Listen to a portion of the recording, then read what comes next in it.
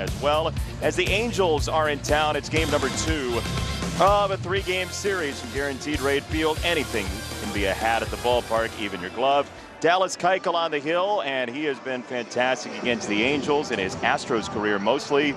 And Janson, who certainly has never been ridiculed about his name, makes the start tonight for the Angels. We thank you for joining us. Just what you needed. 2 play-by-play announcers, Jason Benetti, Len Casper. Good to see you. It is play-by-play night here at the ballpark, and as the magic number dwindles, this is fun. It's getting a little cooler here at the ballpark. Kind of feels like October. It does. It gets that sense, right? And October is coming. But look, the schedule situation with the Sox and Astros is pretty interesting, Len. It is. Now, keep this in mind. If these two teams tie at the end of the year, the Astros won the season series 5-2. So while the White Sox are just a game back of the Astros, essentially they're 2 back.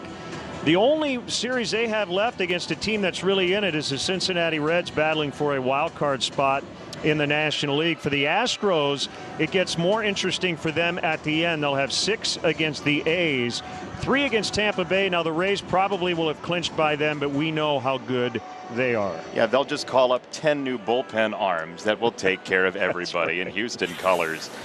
First pitch is around the corner, and the first pitch from Junk tonight will go to Luis Robert, who's leading off for the Sox this evening. He has been superb since coming back, and we hope you will as well after this. Jim, now that you're an analyst at MLB Network, do you find that your days are easier? Hey, Jim, here's a research packet for tonight's show. I'll see you on the set in 5. Maybe a little easier. The analyst of MLB Tonight on MLB Network. Putting out the fire. That's what I live for. Coming in when the pressure's high, pretty intense. But I welcome the opportunity. To seal the deal and get that W for your team, that's what I dream about. Closing out games in October for the Brew Crew is my focus. And I'll keep pushing to make it happen. I'm Josh Hader of the Milwaukee Brewers, and my dream lives here on MLB Network.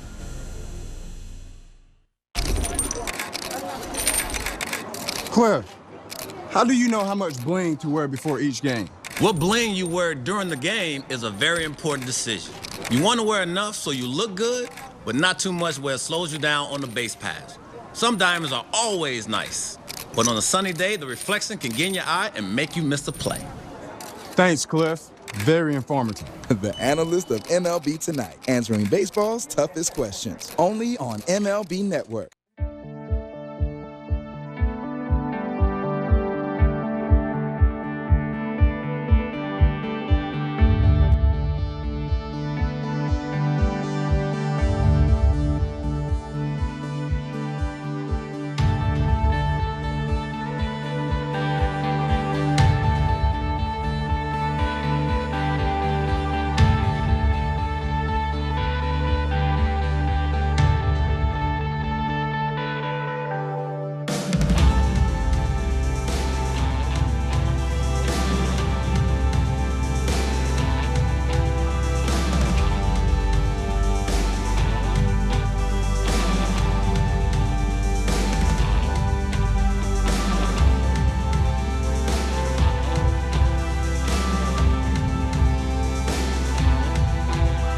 Where Luis just basically slid into a resting hammock position after making the catch in center field. He's leading off today.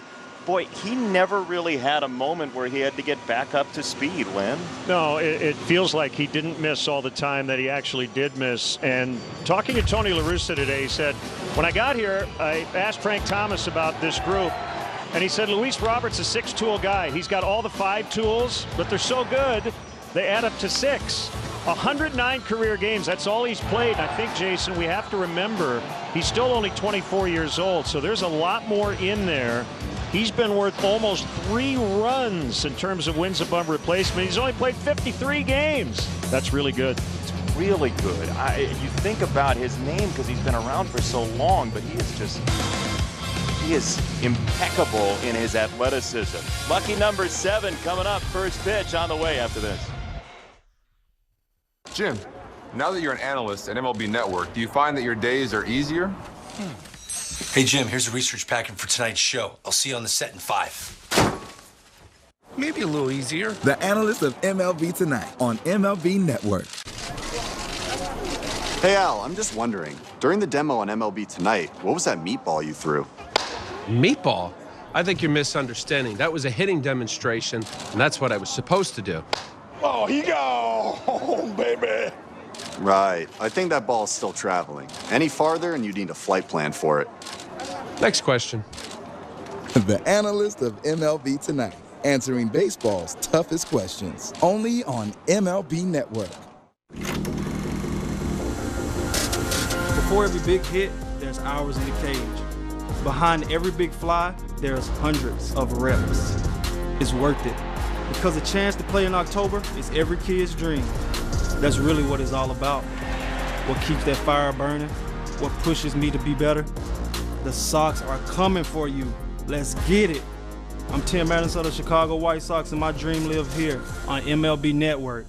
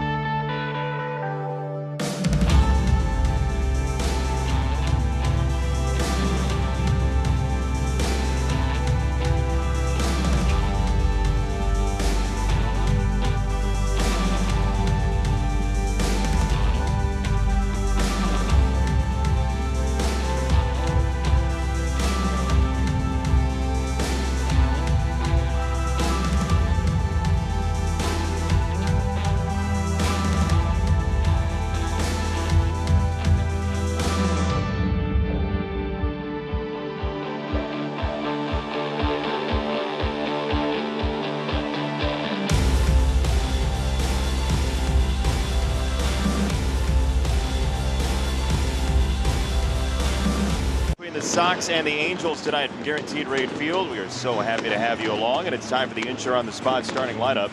Get your free auto insurance quote and save in just 2 minutes at insureonthespot.com. Slugging against sub 90 miles an hour. There's a guy named Junk on the hill for the Angels. Maybe that's what Chris Kamp is going for.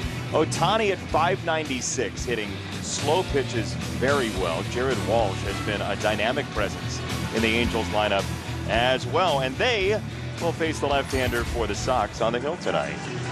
That's Dallas Keuchel. It's been a rough go since the All-Star break. 1-6 with an ERA of 7.5. He had some good moments in his last outing a week ago in Oakland, but the numbers at the end, 5 runs in under 6 innings. He, when he's at his best, gets a lot of weak ground balls at infielders, and that includes him. He's been one of the best defensive pitchers in the game and might be set for his 5th career Gold Glove. The defense is presented by UI Health. We'll start in the outfield. Sheets is going to play left tonight with the Gold Glover Robert in center. The former Angel Brian Goodwin is in right. Third to first, Moncada, Garcia, Hernandez, and Abreu. Yasmani Grandal catches for Mr. Keuchel. A big to-do here at the ballpark tonight because the play ball kid you learned about on Friday against the Red Sox. Here's Gene Honda. Fans, please join us in welcoming Chase Boykin, a young White Sox fan who last weekend captured the hearts of baseball fans everywhere with his impression in the stands of White Sox pitcher Craig Kimbrell as he announces the start of tonight's game. Chicago, let's play ball! Oh, let's go back to Friday. You were here. Just an awesome thing.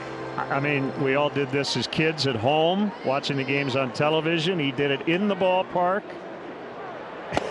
Today, he got to meet his hero. Very cool story. Here's the postscript on that. As the first pitch of the night from Dallas Keuchel is downstairs. Chase Boykin is a young baseball player. He plays for the Englewood Tigers, and he hopes to play for the Sox Ace program next year. So we could see him grow into Another success story for the wonderful ace program the Sox have. It would be amazing. And I think Craig Kimbrell was as touched as Chase was.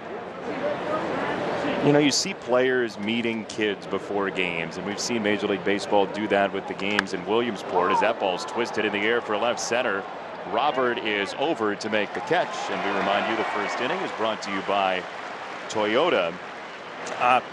We've seen it in Williamsport. The Angels were there this year. When players meet young kids who are baseball players, they're pretty much immediately transported. Yeah, I think it takes them back to those days when they were on the other side, looking up at their heroes, and it's always a nice reminder of where you came from. Who was your guy growing up that you looked up to? I had a bunch of them, but probably Alan Trammell was my guy. Yep. A Michigander as you are. One down, Keuchel to Ohtani. And we documented it, I'm sure you did on radio yesterday as well. Ohtani has really struggled with the strikeout recently. He's still the best player in baseball, but the Sox got him for 3 Ks last night. Yep, he's definitely struggled of late. His pull percentage is way up as well. And you take advantage of these moments when maybe you can get an elite guy in a little bit of a downturn. It's funny, you have the conversation of it's not who you play, it's when you play them, and some believe that in the business, some don't. But especially when you play a team like the Angels, who you only see a couple of times a season. I go back to those series against the Astros. Their best offensive player was Abraham Toro, who was filling in for Bregman. That's right. And he's now in Seattle. But, you know, you game plan for the big names generally. And Ohtani is always going to be at the top of your list when you're game planning against the Angels. There are people with MLB TV who I know are tuned into this telecast in this moment for this at bat, and they might go away after this at bat, which we don't appreciate in the least. Yeah, don't do that. No, Stay don't. with us. By the way, Steve Stone is off the next 2 days. He is observing the holiday Yom Kippur, and so Len's over here. Connor McKnight in the radio booth with Darren Jackson. Did you do your special handshake with DJ before you left today, or? We do not have such a thing. Is that a TV thing? No, it is definitely not that. 3-1 from Keuchel to Ohtani. And it's in there for a strike on a sinker. 3-2. Plate umpire tonight is Pat Hoberg. The key for Keuchel, and it's not the same key for a lot of guys, is to keep the ball down. Because he's such a ground ball pitcher, he's trying to be around the knees and lower. Struck him out. A changeup indoors and 2 gone. Ooh, left on left changeup. It was a beauty. Right in under the hands of Ohtani. And hopefully that's an omen of good things to come tonight. It was a beautiful pitch to get him. This is not one of those games where you're facing a team that hits that many ground balls. The Angels are very much middle of the road in ground ball percentage at 44%. And it was Goslin who got them on the scoreboard last night early with a 2-out home run off Giolito in the first. Ball 1 on that cutter inside, which is such an important pitch for Dallas to right-handers. Yeah, and there have been times during this rough patch and he's been hurt on that pitch. And obviously a lot of it's confidence. You know, a good first inning tonight you think would help a lot, but as I said earlier, I thought early on he looked very sharp in his last start at the Coliseum a week ago tonight. It was a line out and 2 ground balls in the first inning against the top of the order for the A's, and then he gave up that home run to Chapman. Was clean on the run column through 3 and then ran into some trouble second time through late. 3-0 to Goslin. It's low, ball 4. It's a 2-out walk, and Walsh will come up. So here's the meeting from earlier today down near the White Sox dugout, and you see the picture on the left. Craig Kimbrell got a really cool pair of spikes to give to his friend, who's going to have to grow into those, I think. I think that's right. Might not quite fit just yet.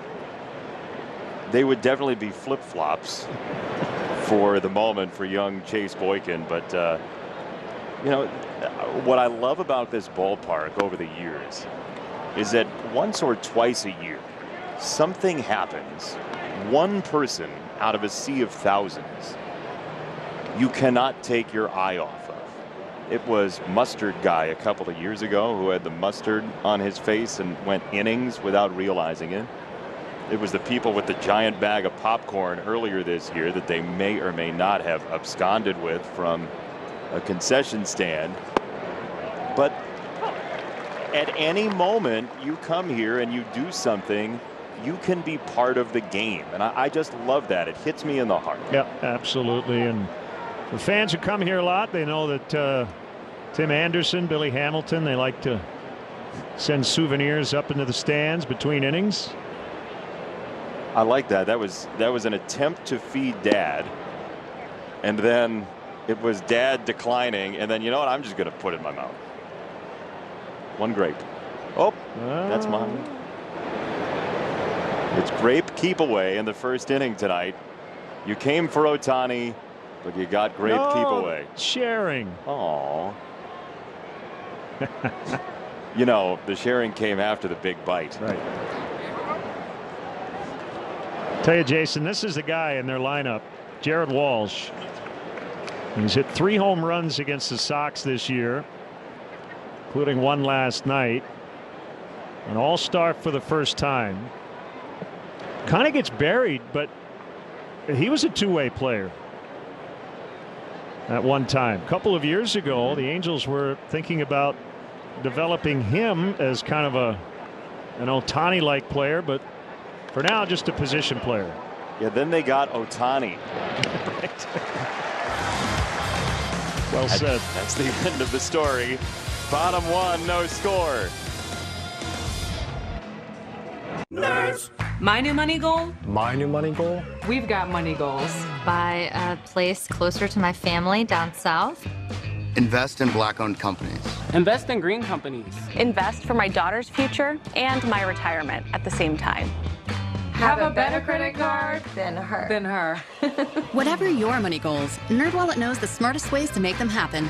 Compare and find the smartest credit cards, mortgages, and investing accounts on NerdWallet. For all your money questions, turn to the nerds. You spend 1/3 of your life in bed. That's why at Bull & Branch, we hold ourselves to a higher standard.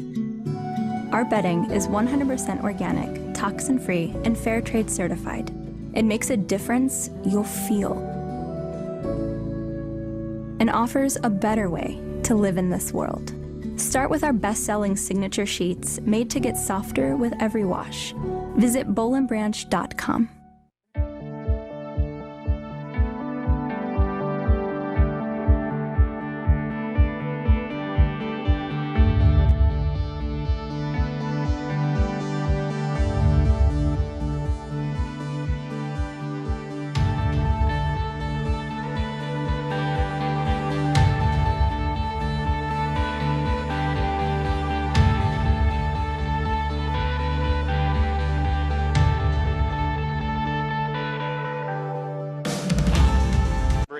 This year. Hard to believe. 18 games remain, including tonight in the regular season. And the Insure on the Spot starting lineup. Get your free auto insurance quote and save in just 2 minutes at insureonthespot.com. Luis Robert's been hitting just about everything sub 90. He's really good. Abreu in the 3 spot, looking to the sky, hoping to not be hit by a pitch again tonight. Yasmani in the 4 spot. Some big numbers there as well. And they will all face a 25-year-old for the Angels. Janson Junk, it is his second major league start. Angels got him from the Yankees in the Andrew Heaney deal at the end of July. First time out against Texas, 3 2/3, 5 runs, 1 earned. He gave up 2 home runs to DJ Peters in that game. He's out of the Seattle area, the suburbs of Seattle, in Federal Way, Washington, a 22nd round pick of the Yankees back in 2017. And Robert high in the sky. The wind was 20 at first pitch.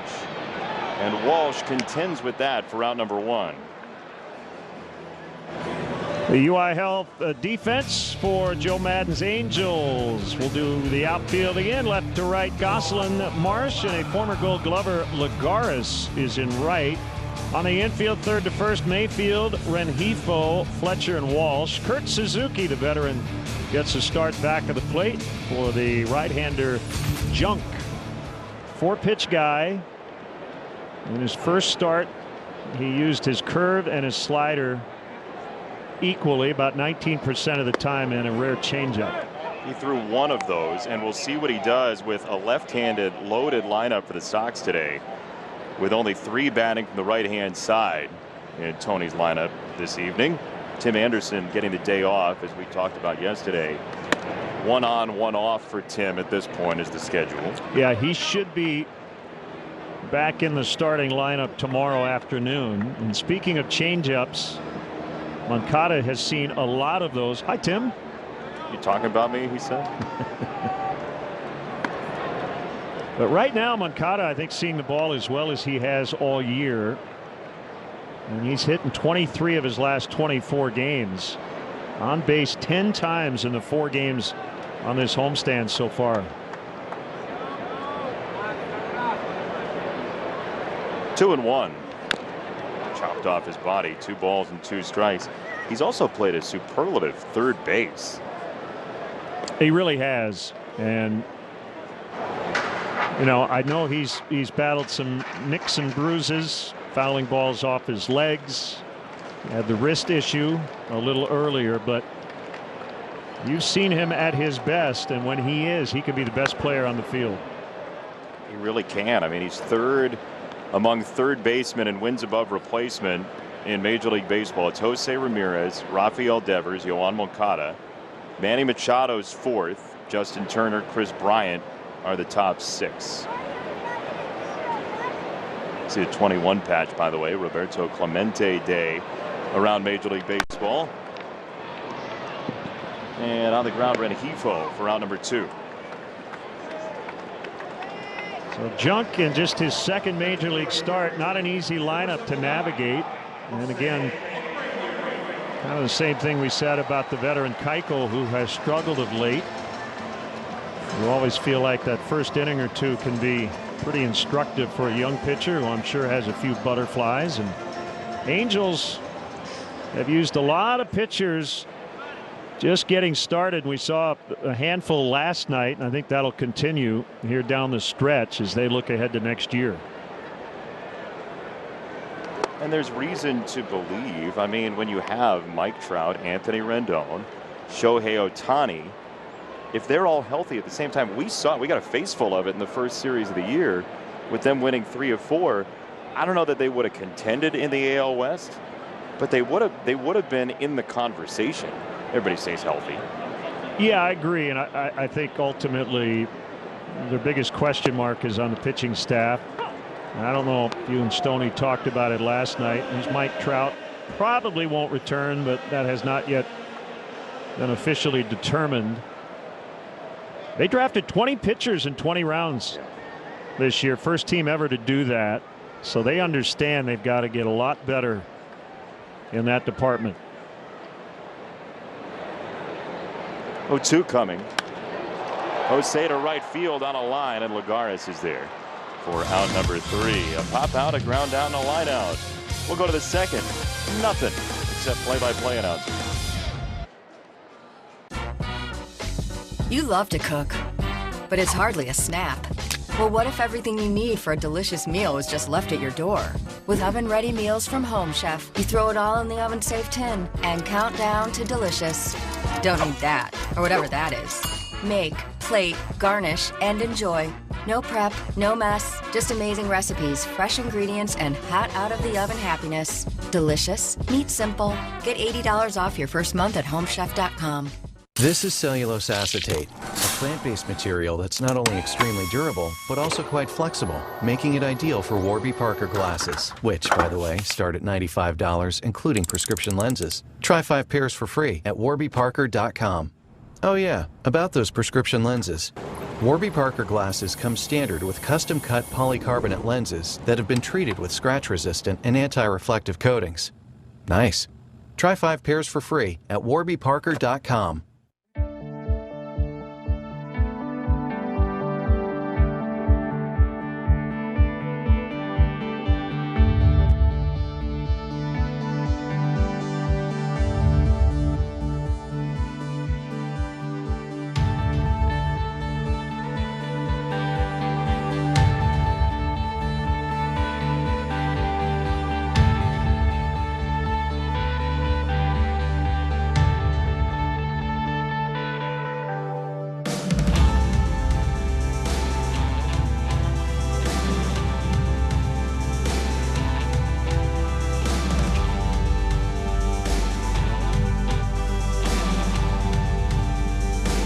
Because I drove by a mattress firm.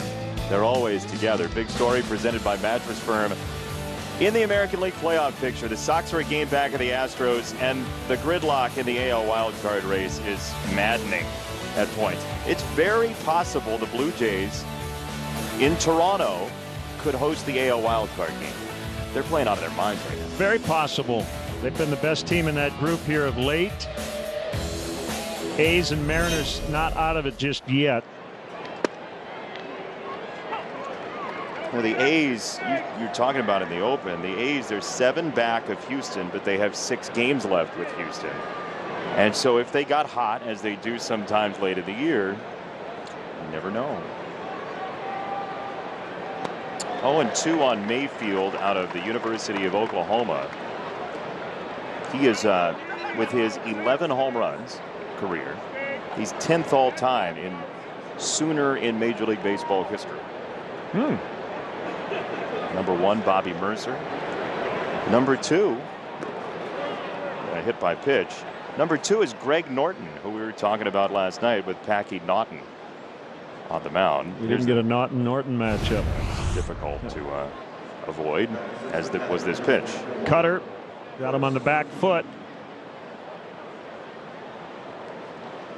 When I see that, you know what it reminds me of, right? The perfect game that wasn't. Carlos Rodon. It was that pitch that kept him from even more history, but still one of the best no-hitters we've ever seen. It's great to have people in the ballpark for that one after Gio's last year. As the second inning, by the way, is brought to you by Menards. Kurt Suzuki. That will be helpful. It's Garcia and Hernandez, and it's a double play.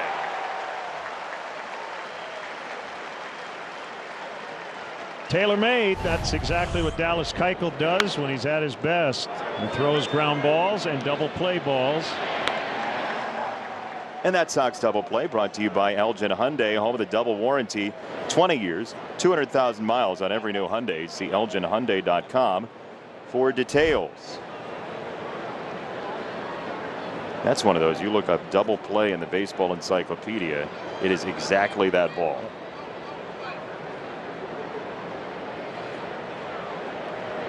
Here's Alex Supertramp.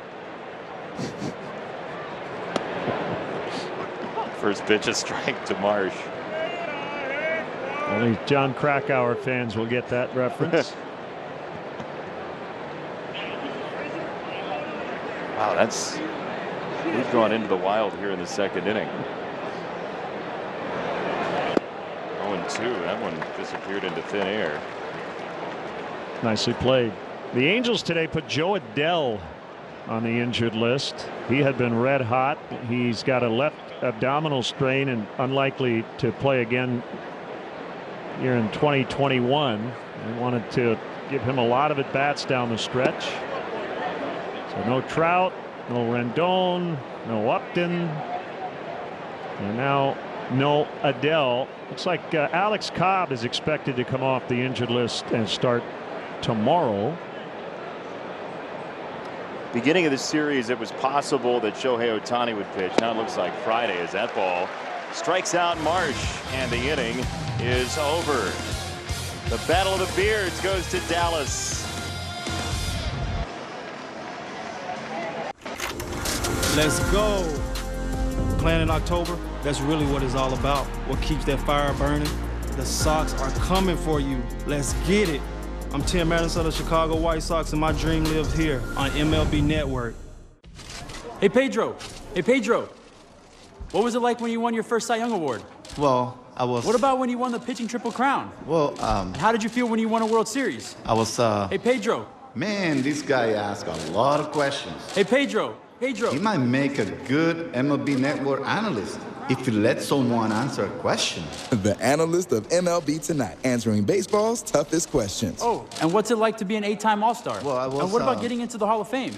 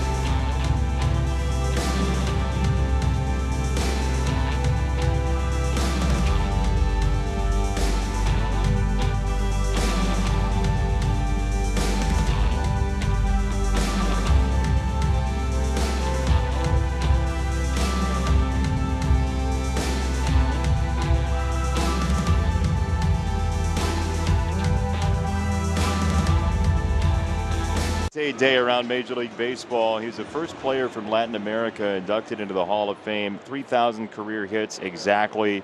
And looking at some clips online today, I've gotten to know his son a little bit, Junior, in my time in the minor leagues, but watching some clips of Roberto Clemente, that throw from right field that floats around a lot. You hear about the arm, but the patience with which he waits for the ball to come to his glove, just the calm that is over him before he uncorks that just hose to home plate, is really majestic. Yeah, he was maybe the greatest right fielder of all time, right out of Central Casting. I love the Clemente wall in Pittsburgh, 21 feet high, at the ballpark there in honor of their hero. Wonderful humanitarian, and the award nominee for the White Sox is Liam Hendricks this year. It's been Jose Abreu in years past and others, but it's quite the honor around Major League Baseball because it's a signal of how much civic understanding you have as a leader, not only in your clubhouse, but truly in the world at large and outside of the ballpark. Yaz down the left field line and foul. And Liam Hendricks, the nominee for the Clemente Award this year. We spent some time with Liam and his wife Christy on our Sox Degrees podcast, and they are quite the team of understanding people and how much they know baseball can touch others. Yeah, and I think it's very safe to say that one of the reasons they picked the White Sox and Chicago is they knew they could make a difference here in the community. Chopper left side, Mayfield on the charge, had time, and there is out number one. Liam Hendricks getting his trophy before the game for being the nominee, the award recipient for the White Sox from Christine O'Reilly and the great stuff that she does with Chicago White Sox charities. Liam is out of his mind on the mound, but he has a wonderful heart as a teammate, as a friend of the city. And as you were saying, White Sox charities are a perfect match for that family. They really are. In the past, at various times, I have been a voter for this particular award. So it's the 30 team nominees, and there will be an MLB winner, and that award typically presented during the World Series. I remember Curtis Granderson won that award and received it during the 16 World Series in Chicago. And I know that was one of the career highlights for Curtis. Curtis Granderson, who is a workout friend of the program of our own Mike Kashersky of Replay Room and BP fame around the ballpark. Cash is getting ready for his college hoop season as an official, by the way. Every couple of years, Cash gets knocked over in his own block charge situation, and the video circulates around the clubhouse, which is glorious. 0-2 to Eloy Jimenez. It's a slider off the plate, 1-2. Another video making the rounds is Eloy's catch last night. And his manager, as much as he liked it, he's going to really pay attention to his positioning. They want him to play deeper when he is in left to avoid injury, and it's that fine line, right? You want guys to play the game full out, and Eloy has made some really nice plays out there in left, but you also want him to be healthy throughout the rest of this season. And every time he goes back, you do think about spring training, and you never want to see an injury like that again. No, when that arm went up last night, but he was fine. He milked it a little bit, which was fun for nobody. I didn't know. I didn't either. Hey, he knows what he's doing. That doesn't mean it's nice to all of us.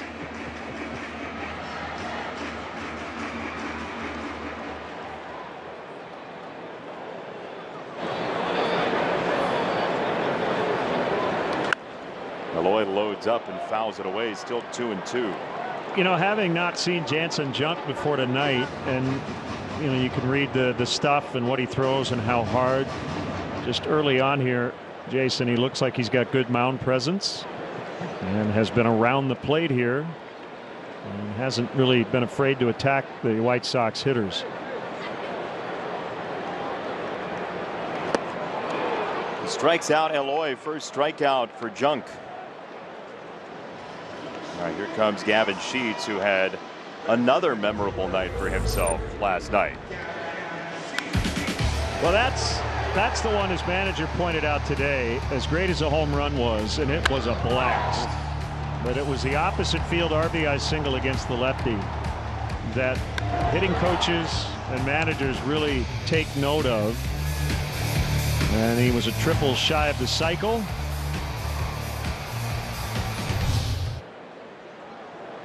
Was on the radio today, and the question was, what can Gavin Sheets become as a major league hitter? And honestly, I don't know. I think there's more in there than maybe I thought at the beginning of the year. A 237 average. I think he's got a chance to hit for a higher average. I think he would tell you that he wants to be a hitter first and a guy who does hit home runs, but he's not a one-trick pony. No, in terms of early starts in a career power-wise, Zeke Benora is always on that list. He had the 13 in his first 40 games. Shortened from physique, that's his nickname. But that swing is so sweet. You just catch yourself watching replays of Gavin Sheets' swings with your mouth open. And some big ones. The game ender against Jose Barrios of the Twins. The one he hit in Baltimore with his dad in tears behind home plate. He did not look good against Barrios earlier in that game and made the adjustment beautifully. Janson Junk, by the way, was called up from Double-A in the Angels system. He was playing near Huntsville, and they used to have the Huntsville Stars in the Southern League. He was called up from the Rocket City Trash Pandas. So Janson Junk played for the Trash Pandas in what's bound to end up being an episode of Brockmire. No question. He was coasting along fine with the Yankees. He was at Double-A with the Yankees, the Somerset Patriots. All good. Then Junk is on the back of a Trash Pandas jersey, and we are all very sorry to him. You telling me he's a Sanford and Son fan? That's right. To the third, Len will have the play-by-play when we come back.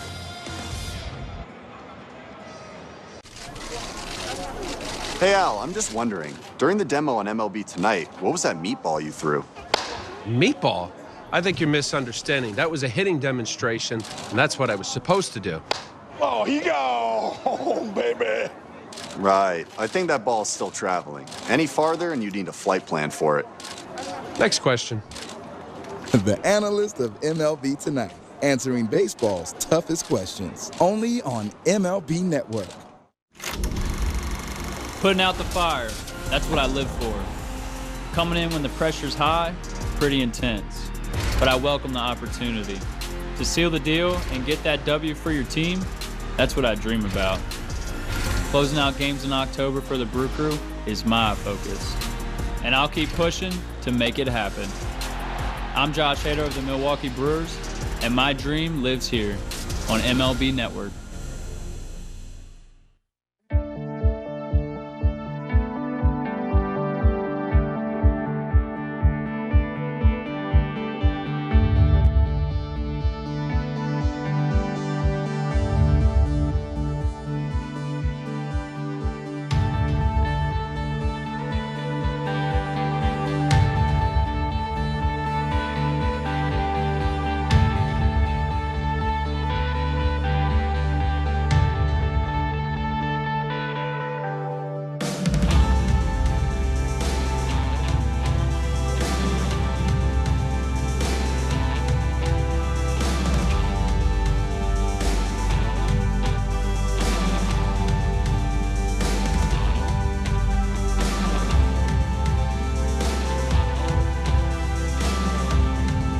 Eloy is back to the warning track. Eloy goes up. Oh, Eloy brought it in.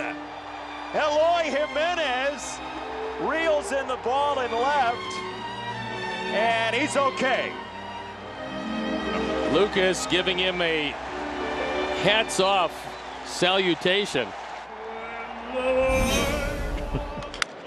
Broken bat bouncer Lagares, handled by Keuchel. The barrel of that bat ended up almost in left as Moncada had to get out of the way. There's Brian Butterfield handing it to the bat boy.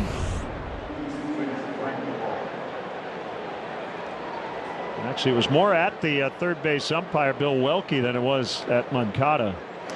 You know, because of the replay rules, foul bats that land in front of the umpire position are not reviewable. That's right.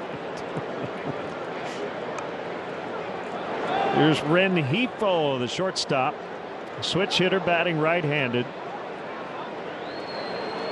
Jose Iglesias was the Angels' starting shortstop for most of the season. He was cut loose recently, and we just saw him with Boston. And Iglesias replaced Andrelton Simmons. He's now a Twin. Rengifo's an interesting guy. He's always been a defense-first guy. His best offensive season was his first season, 108 games, but OPS plus at 83. And we've seen him play some nice shortstop at points in the series. There's a 2-0 from Keuchel, and there's the first hit of the ball game. And Rengifo is aboard with one out.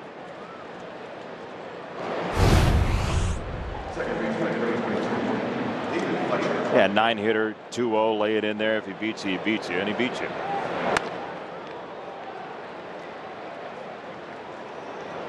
A reminder, the third inning is brought to you by Hyundai. Do you have inning reads over on radio like that? We do, yes. You seemed indecisive. Well, no, we do. We have a fourth inning read. I think that's the only actual inning sponsorship. Sinker just missed low on Fletcher, who rarely strikes out. Doesn't swing and miss very often, in fact. Leads the majors in singles with 127. And that changeup way outside, 2 balls, no strikes. Came into the series top 6 in the American League in hits, and you know, last year for some guys, and he was one of those guys, the shortened season, for whatever reason, he wore it well. He ended up with a very nice offensive year, OPS at 801. I remember when the season started, on opening day, they handed him a long-term extension. He is from Southern California. 26-game hitting streak earlier this summer. It's the longest of this season and 2 off the Angels record set by Garrett Anderson.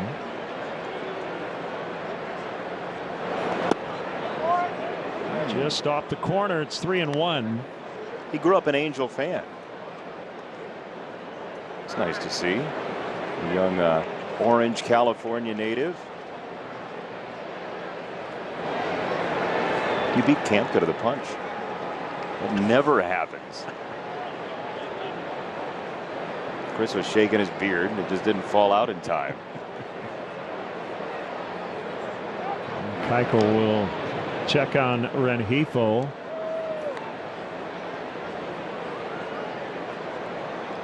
By the way, I'm going there. I'm predicting a 5th Gold Glove for Dallas.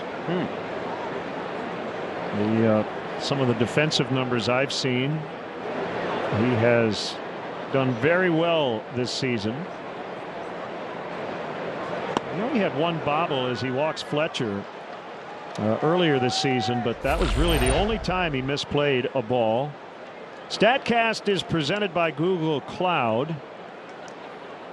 So this is how Giolito and company worked to Ohtani last night. There's not a lot in the box, but as you mentioned earlier, struck out 3 times, and then Keuchel got him tonight,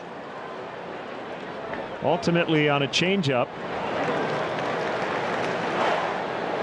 There was only one pitch he threw in that sequence that could be construed as outer half of the plate. It was all down and in the sequence for Dallas Keuchel. That's where he stayed with Ohtani the first time.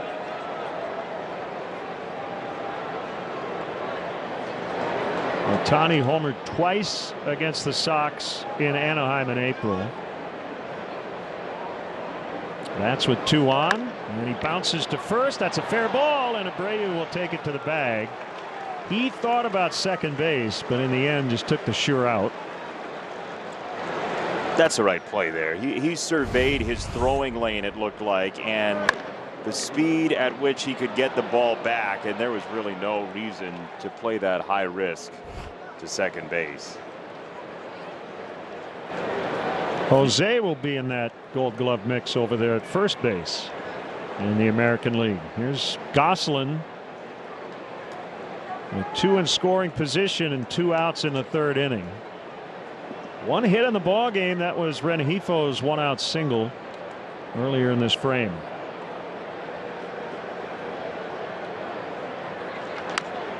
To third, and Moncada's got to hurry, and he just barely got him.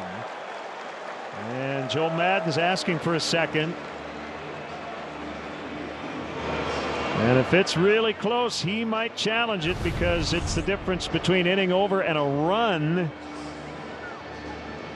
for the Angels. And I bet you he challenges it. He's safe, Len. They are going to challenge it. And I think he is going to be safe. Yep. So I think it's going to be 1-0 Angels. Yohan waited back on that hop. And Gosselin really busting it down the line, I think beat out an infield hit. The only question you would ask with that angle is, can you definitively say the foot had hit the bag? It came down on what looked to be the ground, but is there enough evidence to say it caught the bag? I believe yes, but we have seen, based on angles, calls not get overturned, and this would likely, that'll be the definitive one. But can you, with that angle, see the ball hit the glove at the same time? And I'm sure they will take the time codes and sync them up on both of those angles. Usually you can tell by not just the body language of the players on the field, but literally where they are. And the White Sox defenders have walked back onto the field from the dugout, so I think they know what's coming. So it is 1-0 Angels, and it will be an infield hit for Phil Gosselin. And if you're Joe Maddon, you love that in a game that really does not matter, your guy is getting to first on that ball. He was sniffing hit out of the box, and good for him for making it be as Rengifo scored.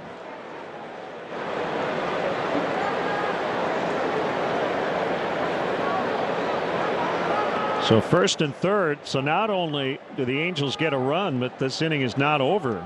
And A very dangerous hitter in Jared Walsh at the plate. You know, just for Dallas too, that's how it's gone. You get a ground ball right at your third baseman and you feel like you're out of the inning.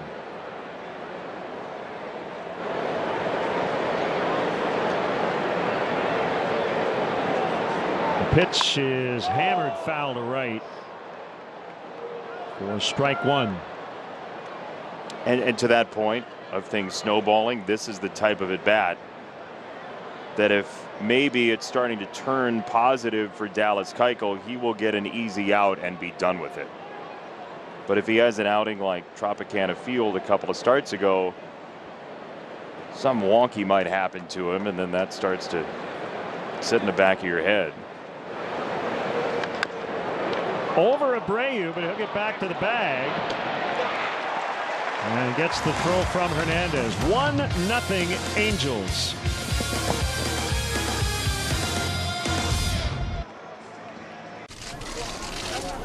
Hey Al, I'm just wondering, during the demo on MLB Tonight, what was that meatball you threw? Meatball? I think you're misunderstanding. That was a hitting demonstration, and that's what I was supposed to do. Oh, he got home, baby. Right. I think that ball's still traveling. Any farther and you need a flight plan for it. Next question.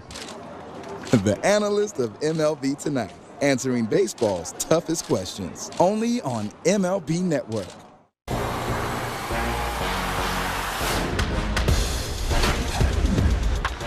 Oh my goodness. That one's going to be replayed hundreds of times.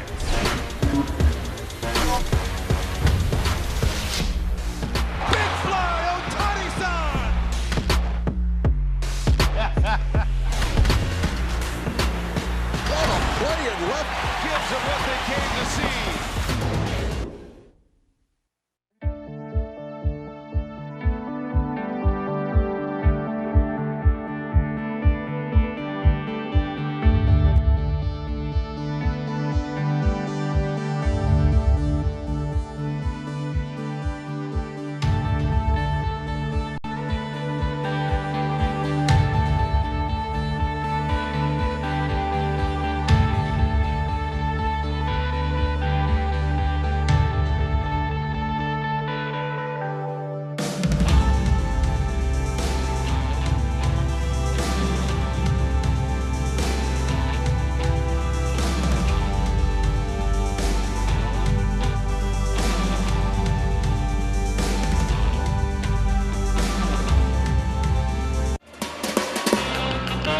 Hi, everyone. I'm NBC5 Investigates Rob Stafford. Let's open today's Sox files. He was the first White Sox player to hit 30 home runs in a season. He played for the Angels and the Indians after his Sox career, and he led the American League in home runs 50 years ago. Thanks, Rob. I think I know who that is, but I'm not positive. I think he was selected in the expansion draft. That sounds right. By the Angels. 1-0 for the visitors. Leury Garcia takes a strike. And the right-hander Junk. Bottom three, Garcia, Goodwin, and Hernandez here in the third inning. Two more hits for Leury last night. Curve missed outside, 1-1. So when I was growing up, John Rooney and Ed Farmer used to play Guess Who Homered on the radio, where one of them would turn to the other one and say, guess who homered for whichever team. It's Fletcher. Your 2021 Chicago White Sox are presented by Guaranteed Rate. Visit rate.com to learn how the experts at Guaranteed Rate put your belief in a new home into action. If you believe, you will. So can you guess who homered for Cleveland in their 5-0 lead in the fifth inning? Tonight? Is that a trick question? I don't know. That's the fun of it. Who homered tonight for Cleveland? Jose Ramirez. Oh, nope. Good guess, though. He is 2 for 2 with a double. You get a couple more guesses, and then we just give you guess who homered the home game. And you leave our game with Lee press on nails as well. Goodwin, a former Angel, in fact, had been traded for Packy Naughton, who pitched last night.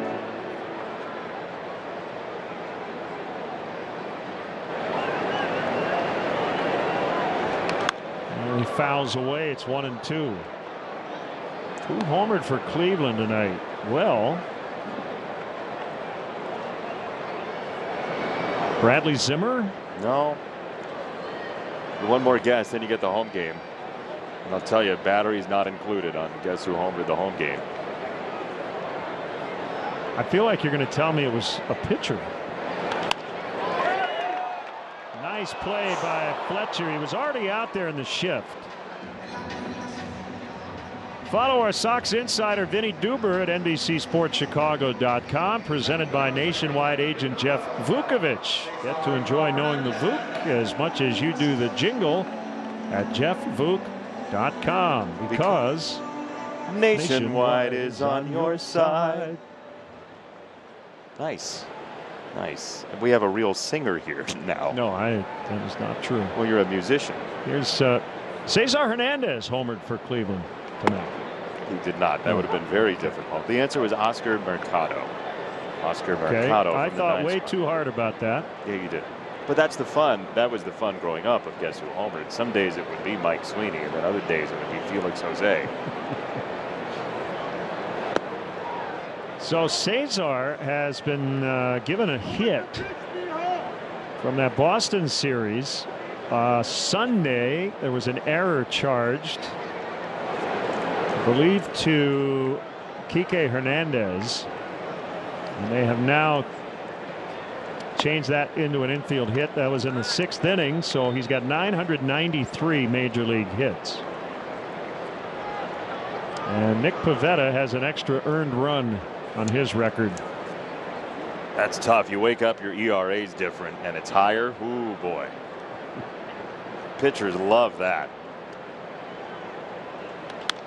Ground ball into right, and the Sox have their first hit. 9th batter snaps an 0 for 8 to start the game against Janson Junk.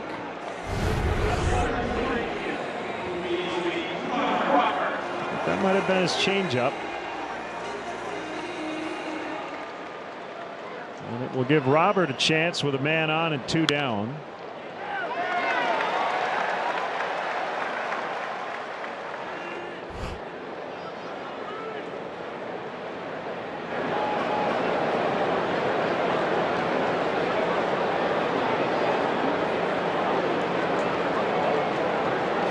And he fouls back. It was actually a fastball, but they had it at 88. That was a low wattage fastball. First time through for Junk. More fastballs than breaking balls, and he started Robert there with a slider, just the 6th slider he's thrown all night. Working with a veteran, Kurt Suzuki, back there. And his 0-1. There's another slider outside. 1 ball and 1 strike on Luis Robert. He was 10 for his last 21 with 5 extra base hits. I feel like you can look at any segment of his last month and there's a 10 for 21 in there. Yep. Fastball strike. So that game you referenced during the 5th inning in Minnesota, Cleveland with that 5-0 lead.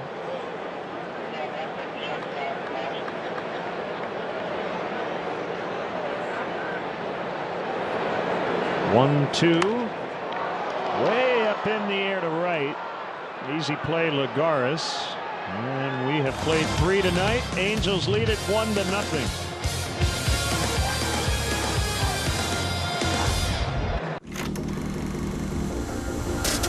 Before every big hit, there's hours in the cage. Behind every big fly, there's hundreds of reps. It's worth it, because Because a chance to play in October is every kid's dream. That's really what it's all about. What keeps that fire burning, what pushes me to be better. The Sox are coming for you. Let's get it. I'm Tim Anderson of the Chicago White Sox, and my dream live here on MLB Network. Get closer to the action. You gotta be kidding me. Closer to the big blast. Way, way, way out of here. Closer to the great grabs. Took a home run away. Closer to the jaw-dropping plays. Unbelievable. With more highlights. He struck him out. More analysis. That's a big uplifting play for a pitcher. And more live look-ins.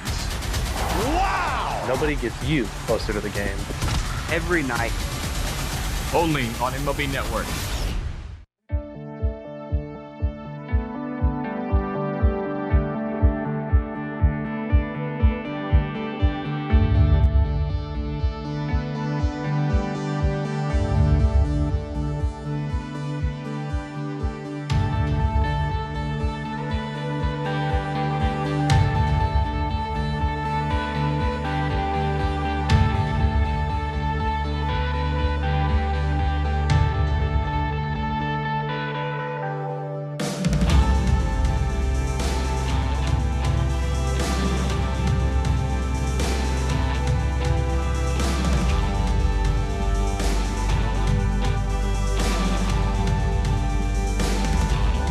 Magic numbers lately. The White Sox magic number to clinch the AL Central is 7. Mine and the Misses magic number is 21. That's right, our anniversary is September 21st. And the magic number for this hot tub? That would be 108. Len, Jason, back to you. I have no words. That was special. It really was. Sox math tonight. Number of homers Frank Thomas hit. This date, 1996, times the number of letters in the city. Hit them in, and we'll get you more coming up. They can read it. I've taken to now just saying you can read it. At the number of career homers he ended the day with, subtract the numbers of letters and the last name of the man he passed on the Sox all-time home run list that day. It was a big day for Big Hurt. Mayfield tops foul to third. What do you think about Keuchel so far in this game? 3 innings deep. I think he's been good. You know, that changeup obviously to Ohtani was good, and you know he was charged with a run in the third, and you know there were 2 men on when it happened, but it should have been the third out. So very easily could be 0-0 here in the fourth. The cutter missed low. The fourth inning is brought to you by Elk Grove Village. Learn more about our Beyond Business Friendly community at makerswanted.org. 2-1. More weak contact. And Leuri's throw is on the money. How good's he been at shortstop? Been really good.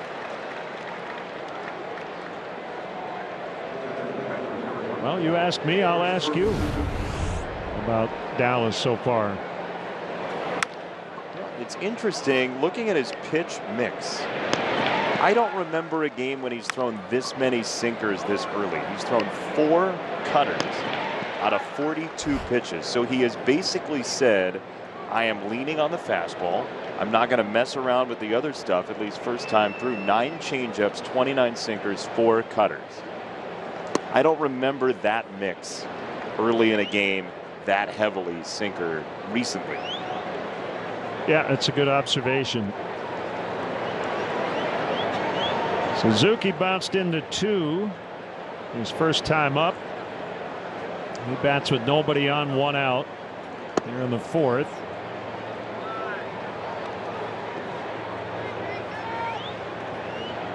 And there's one other pretty significant change that just dawned on me. He's pitching out of the windup for the first time since probably late April, early May. That one hit pretty well. Sheets is back on it, and it's off the top of the wall. It just missed getting out, and Suzuki will have a double.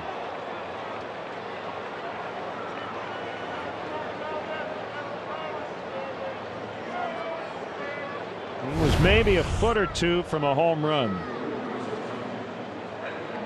That caught too much of the hit me zone for Suzuki. You see right around belt high. I thought off the bat that was gone. Now, I want to say 3 or 4 starts into the season, Dallas went exclusively to the stretch. And he has now gone back to the windup.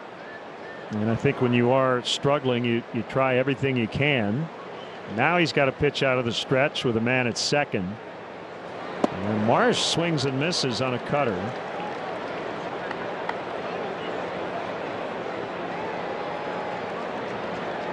Lucas Giolito came off the IL last night. He went 4 innings. He left with the lead. Could not qualify for the win. He struck out 8. Swings and misses were plentiful last night for Lucas. 18 of them in the start. I thought his changeup was at its best, as Marsh will have to walk this one off.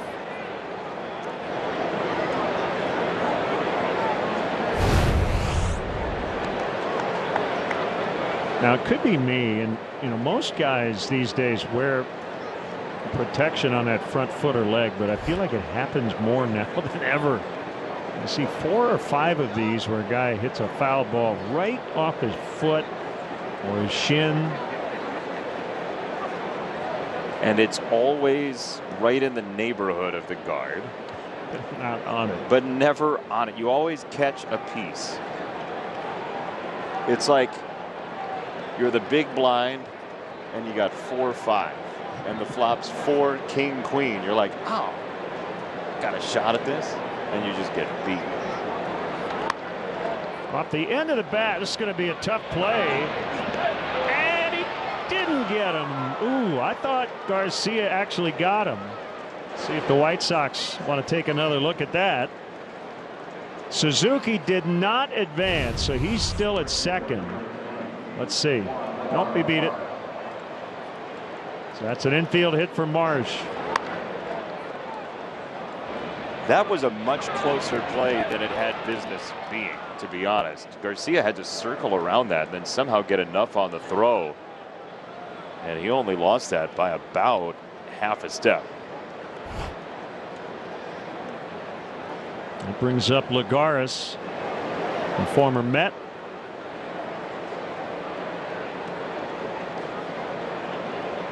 Used to roam center field for New York. Won a Gold Glove back in 2014. How about their season? They had a chance in extras.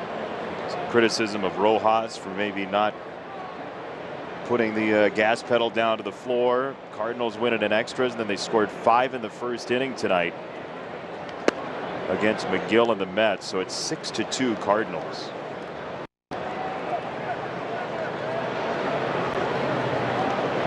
Cardinals could be 1 potential road win at Dodger Stadium away from the division series. Think about that. Isn't that outrageous? They traded for John Lester and Jay Happ, and everybody said, what? You didn't do anything. And now John Lester tonight's gone 5, 1 earned run, 6 strikeouts. His ERA's in the mid-4s. This ball is weird and great and frustrating and wonderful. And then all of it again the next day. 3-0 here on Lagares. That's a strike.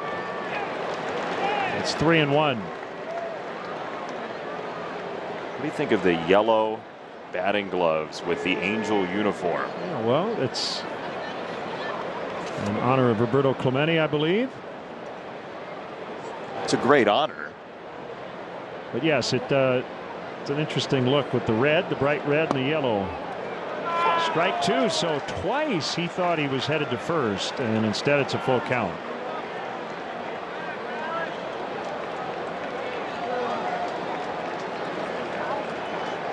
He's really working the Velcro in the frustration department. The batting gloves for Lagares.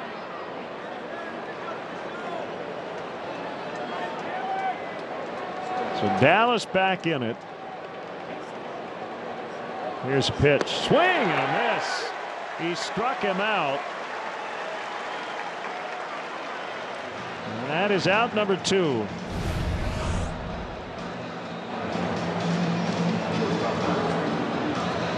Tough one to lay off, that changeup. With 2 strikes. So they'll bring up Rengifo, who singled and scored in the 3rd. And by the way, Phil Gosselin, who beat out that infield hit, he's way faster than people think.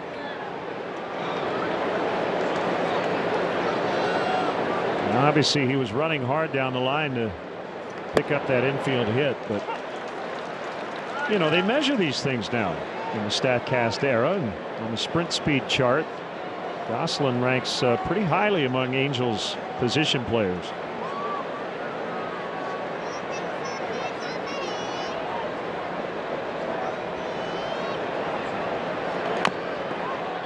Who wants it? It's going to be Moncada, and he got him. Good stretch by Abreu. Well, and when Dallas Keuchel pitches, the infielders are definitely engaged, and they've all had chances to make plays tonight. Angels lead 2, still 1-0 in the 4th. You didn't see me, but I was there. I've been part of every rivalry, every dynasty, every game, set, match. I've been on the backs of champions, smashed world records, and I was even there for your personal best. I am synthetic fabric, and I am made from crude oil. Nerds! Oh, thanks. Let's go. I got it. Sweet unholy cobalt. Is Brad's car better than mine? Better sign-up bonus? Better travel perks? Is that how Brad took that trip to Barcelona? Wait, Barcelona? Barcelona? Steve, I got it on NerdWallet. Ah. You said all that out loud. Want a better credit card? We've got you. From the best rates to the best rewards, for all your credit card questions, turn to the nerds.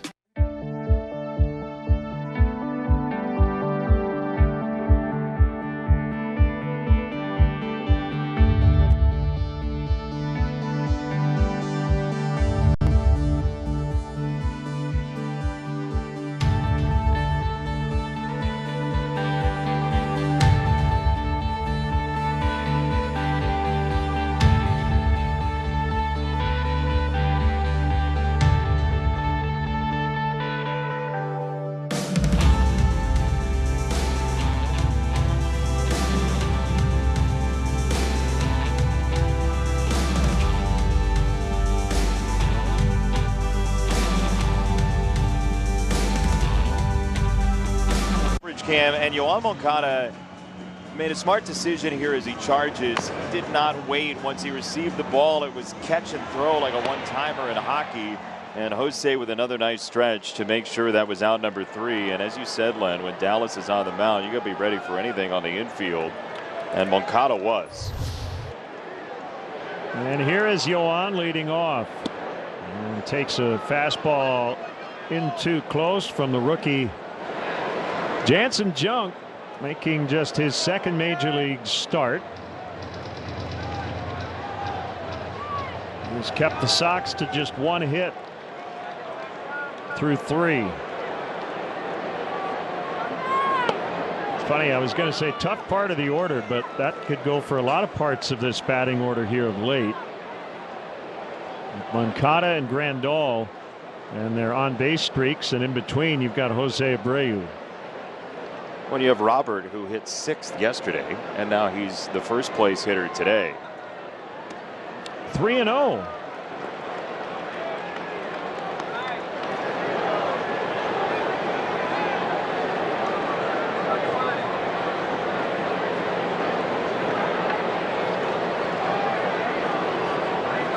You let him swing here? I trust. Yes, I would let him swing if he wants to swing. And he didn't, and it's a strike. That's a sharp catch by Suzuki, bringing the mid up as the ball came in and got him the strike. Pulls shift against him on the infield. And the 3-1 hammered to right.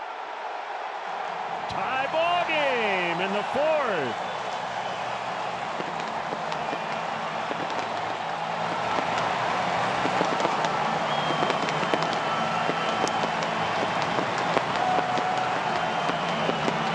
These home runs are leaving with speed. That ball was crushed. Our Ford home run replay on 3-1. Oh my goodness. You lay in a fastball on the inside corner to a left-hander like Moncada, and there's some shock value there. On base streak now 25 games, hits in 24. And this was a no-doubter. Abreu pops it up shallow center. It'll be Fletcher in the grass. You mentioned the wind playing some tricks, so you got to run them out tonight. We got a Sox math winner tonight, Jason. 3 homers for Big Frank this day in 1996. It was at Fenway Park. 6 for Boston, 18 plus 217 home runs at the end of the day.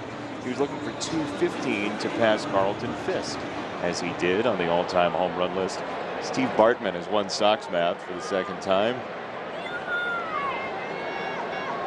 Very fitting. Steve Bartman won the first time right before the first Cub game. Have you kept track of multiple winners? Oh yeah. We don't have a full leaderboard, but there are some people, the people who are at the top of the leaderboard, like Baseball Stall 44, they are keeping track at home. They are chasing each other, which is great fun. Steve Bartman out of hiding to play Sox math. But Big Frank that day, 3 home runs. The Sox got walked off. And the starting pitcher for the Sox that day at Fenway was Kevin Tapani. Some people may forget Kevin Tapani spent time with the Sox. Long-time Twin. That's a good pull. Curve on the outside to Grandal, 2-1. Here's a real deep cut. So out of the bullpen, there are a couple notable names. Bill Seamus, Roberto Hernandez, Al Levine, Jeff Darwin. Mike Bertotti also pitched in that game for the White Sox. That's a deep cut. Well struck on the ground, a little bobble, but Fletcher will make the play. Catch the game on NBC Sports Chicago and enjoy a Miller Lite at one of the bars of the week, found at NBC Sports Chicago.com/bars of the week. Always remember, celebrate responsibly. 2 outs, 4th inning. The batter is Jimenez. He struck out his first time up.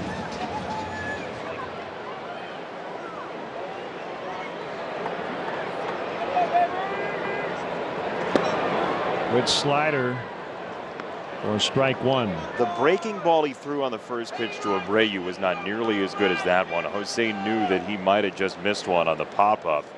That, as you said, was an outstanding slider.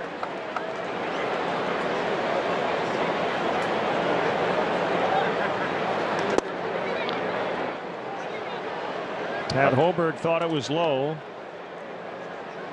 I like that Suzuki looked down at the ball as he was taking it out of his mitt, as if to say, oh, was it differently shaped? And maybe it caught less of the strike zone than I thought because the shape was wrong. Straightaway center. Marsh back on the track, and he'll get it. A little too much topspin on it off the bat of Jimenez. Not the case for Yoan Moncada as he bangs one out to right. 12th of the year, and we're tied at 1 after 4. Sometimes you might not feel ready for the moment. With Roman at your side, we got this. You can take care of erectile dysfunction discreetly. So that you're ready. Roman ready.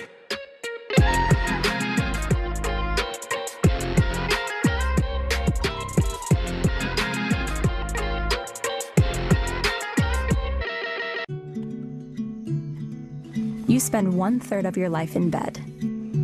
That's why at Boll & Branch, we hold ourselves to a higher standard.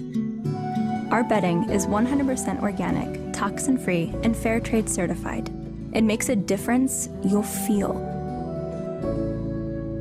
And offers a better way to live in this world. Start with our best-selling signature sheets made to get softer with every wash. Visit bollandbranch.com.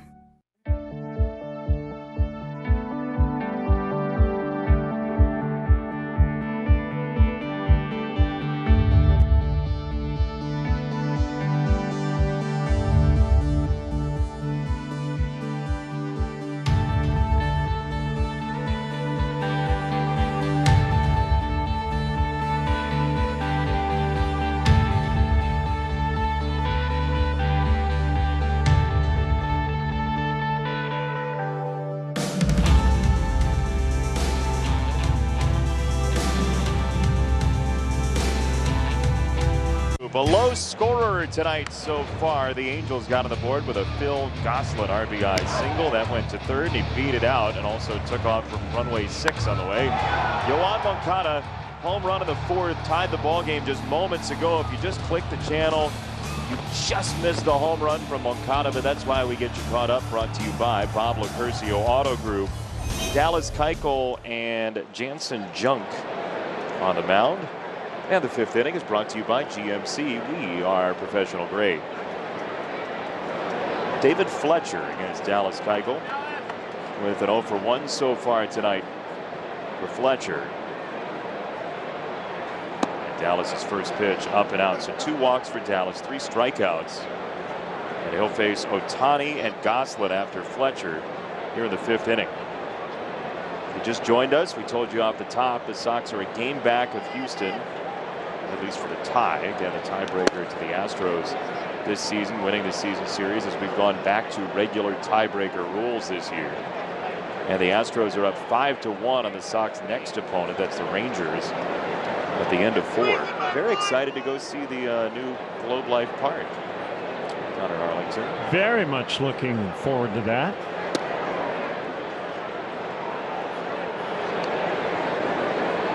An 0 on Fletcher. Kind of weird, right? They posted postseason action in the World Series last year. Rangers were not involved in the Fall Classic. Very strange, but everything is right now. It's all in a way, right? Yes. So I mean, but it does look like a really nice park, and I believe that's the last current park I haven't been to. What else would it be, right? Yeah, no, I've seen all the others. Have you been to all of them? I have not. Ball 4. And here's your Sox Files answer. Who you got? Who do you think it is? Do you have a clue? There have been 3 clues. First White Sox player to hit 30 in a season. Played for the Angels and then Cleveland after the Sox. And led the AL in home runs 50 years ago. Our buddy Bill Melton. Love Bill Melton. Love sharing a meal with Bill Melton. Yeah. He's gruff and lovable.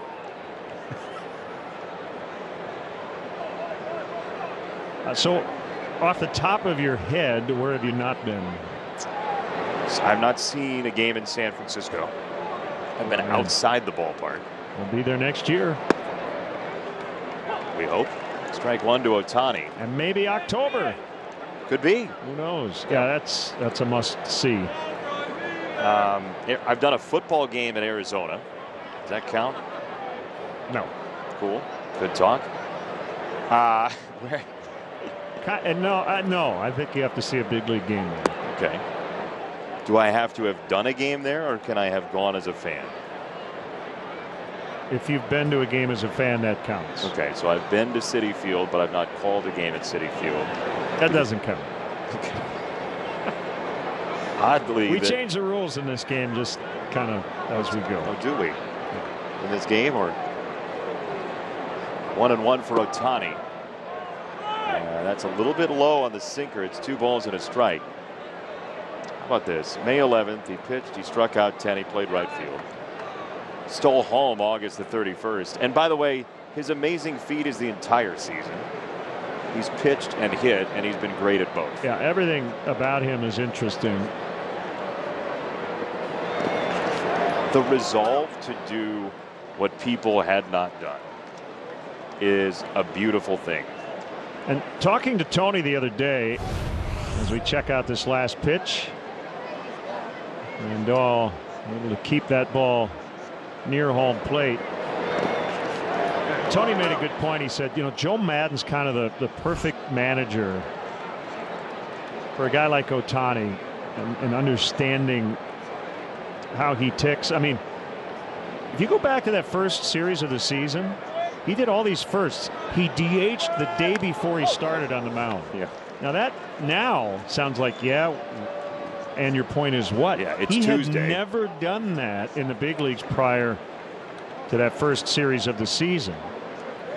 So while he had been handled very carefully prior to this year, I think Joe has listened to Ohtani in terms of what do you want to do, and there's just been a lot of trust there that, yeah, we'll let you do it.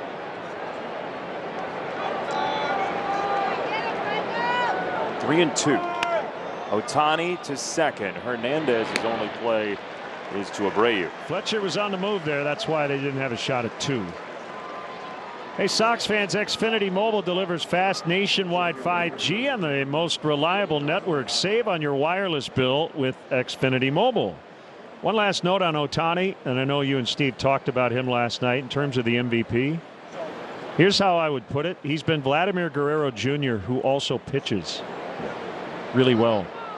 Yeah. So with all due respect to Vladdy and some of the other candidates, this is a no-brainer MVP.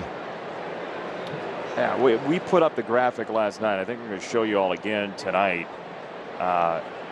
You compare their offensive numbers, and it's pretty close. And then you put up their pitching numbers, and that's the end of the story. There it is. Yeah. Vlad even finds it funny. I mean, you know, how about the stolen bases? It's in an era when stolen bases are not terribly richly embraced. He has done literally everything this year.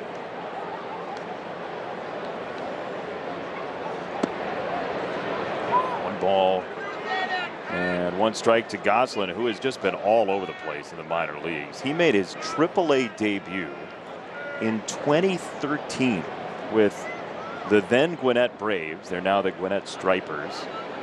He's played in AAA in Indianapolis and Round Rock, and Louisville and Gwinnett again, and Lehigh Valley, which is Allentown. And now suddenly he's found a home with the Angels, and he's batting in their 3 spot. Yep, and a home run last night. He's been on twice tonight.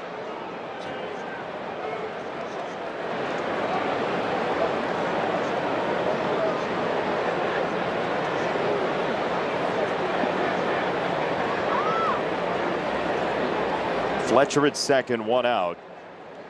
Walsh on deck in a tie ball game in the 5th. As was ready to throw off that changeup that missed. 3-1.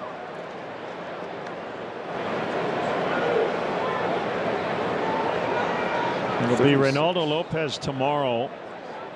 And the Sox have listed for the weekend in Texas Cease, Lynn, and Giolito.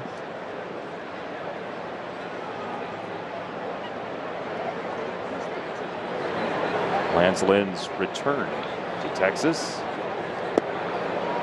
3-1 change, flirted with the strike zone, and there's walk number 4 for Dallas. Join us, Sox and the Reds, Tuesday, September 28th. It is Nurse Appreciation Night presented by St. Xavier University. All nurses, their families, and friends can enjoy specially priced tickets. Plus, first 1,000 fans to purchase get a White Sox scrub top. To purchase tickets, go to whitesox.com/nurse or call 866-SOX-GAME. Ethan Katz out of the dugout to go talk to Keuchel. That'll be a big series with Cincinnati, who's sort of flagging a little bit in the wild card race in the National League. They are a half game back of the Cardinals after a loss to the Pirates last night. And they're trailing again tonight late. 4-3 in the bottom of the 7th. Pirates are scrappy. Yeah, I've had a lot of conversations with people over the years about September series, and when you try to do the strength of schedule, and some will say, yeah, you got to really be worried about those 4th and 5th place clubs that are trying to play spoiler. And then the answer I get from others is, no, I want to play a team that's 30 under versus 30 over every day of the week. You just notice more when they win because they're not supposed to win. That's right. Big at bat here. Walsh has grounded out twice to second base and Hernandez, and one of those would be mighty fine for Dallas Keuchel in a bit of a jam here in the 5th. And again, the run he gave up was a fairly routine ground ball to third. So had to work around some walks here the last couple of innings.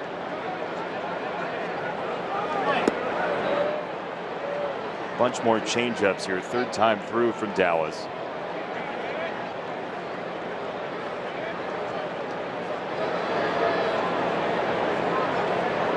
Hard to believe after tomorrow, 1 road trip, 1 homestand, and that's it for the regular season. Just wild.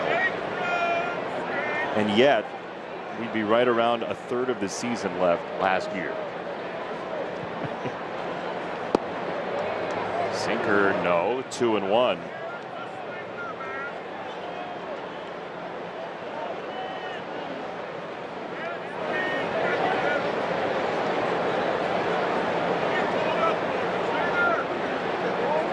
Barring disaster, Cleveland will win its game tonight, leading 8-0 late at Minnesota. Magic number at 7 entering play today, which means the back end of the Texas series is in play for a clinch for the Sox.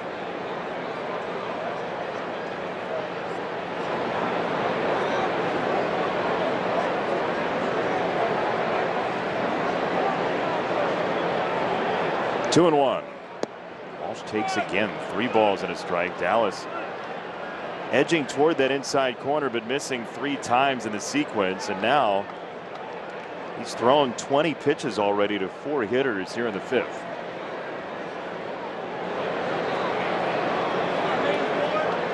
No action in the bullpen at the moment. Pitch count in good shape for now.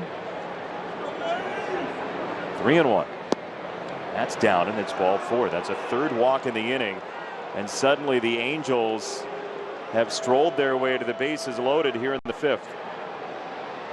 Well, last night, if you think about a couple of the White Sox relievers, this was the template. Load the bases and then get out of it. Mike Wright, Ruiz, and Burr all faced bases loaded situations and none allowing a run. Oddly enough, Wright in the 5th last night walked 3. Ball 1, sinker away. Aaron Bummer got the win. He was the only reliever until the 9th when Jace Fry did it, but to work a 1-2-3 and got the victory as a result. How about ground ball to short? For strike 1. Jace Fry looked pretty good in my eyes last night. He's here because Ryan Tepera is now on the injured list, and there will be some action here in a second in the White Sox pen. Looks like Michael Kopech is headed up the stairs.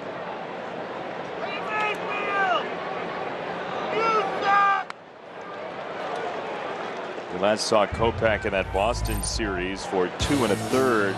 Double play theater last night. This one to second base, nicely turned by Tim. Ruiz, think he was happy? Certainly was. Just by a nose over at first. Ryan Burr, your thoughts? Pitchers get really excited when they get 2 outs on 1 pitch. It makes their night. 1-2 for Mayfield. It's in the dirt. Grandal gets his body over there to block it, and it's 2-2 with Fletcher staying at third.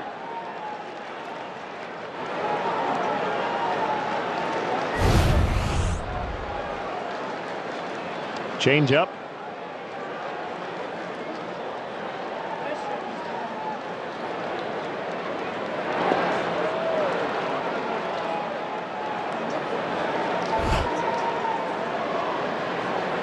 Bases loaded, 1 out. 2-2. On the ground at third. Moncada to the bag. He loads up the throw, and Pito's got the scoop. Everybody held their breath for a second as that ball was headed toward the turf. But the big fella helped him out at the other end. Well, you wanted to ground it as short. It was close. Grounder to third will do the trick.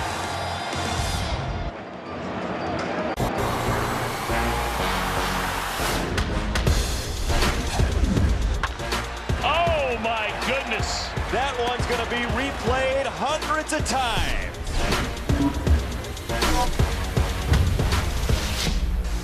Big fly, Ohtani-san!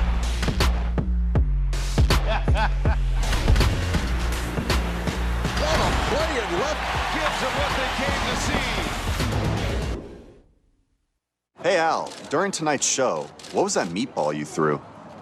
Meatball? That was a hitting demonstration, and that's what I was supposed to do. Right. Next question. The analyst of MLB Tonight, answering baseball's toughest questions.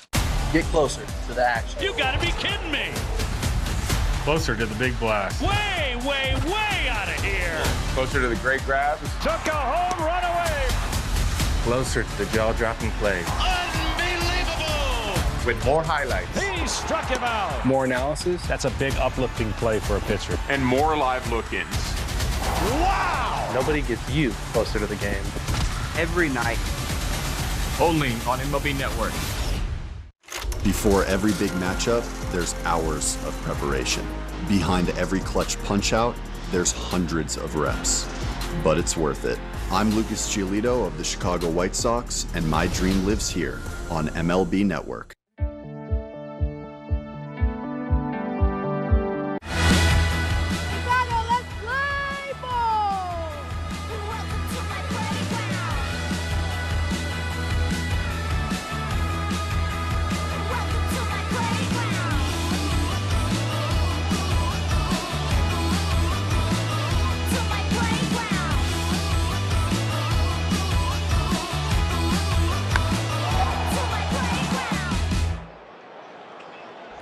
Welcome to our playground at Guaranteed Rate Field. He's Len Casper. I'm Jason Benetti. We thank you for joining us for White Sox baseball tonight. And we're tied at 1 with Gavin Sheets at the plate against Janson Junk, who's been very good for the Angels. Ball number 1 here to Sheets, who struck out on 6 pitches in the second inning. Sox only have 2 hits, and one of them, the Yoan Moncada 3-1 fastball he served to the Goose Island patrons in the 4th. Ball and a strike on Gavin Sheets, who was disappointed about the Ravens' loss on Monday Night Football, but we asked him post-game if he won his fantasy game, because he was getting a lot of flack from the kids in Charlotte for drafting Justin Tucker as early as he did, as this is down the line and fair. Into the corner it goes. Gavin's got extra bases on his mind, and he's got a double to lead off the 5th inning.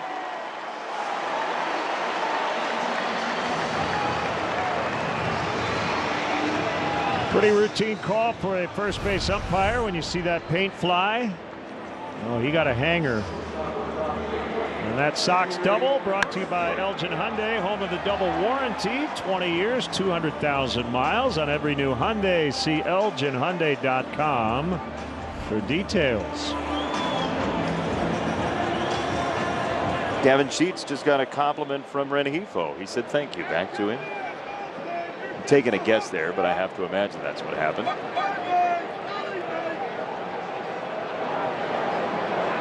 Leori Garcia. Ground ball to second in his first at bat after a nice night last night. And the game winner Sunday. Now he's got a bunt first base line right at the first baseman Walsh. with a two-hand tag. Gavin applause for both the bunt and this toss to the studio. For Chuck and Ozzie with Subaru Post-Game Lives preview coming up. And guess who they're with? The guy who homered 3 times on this day in 1996, Frank Thomas.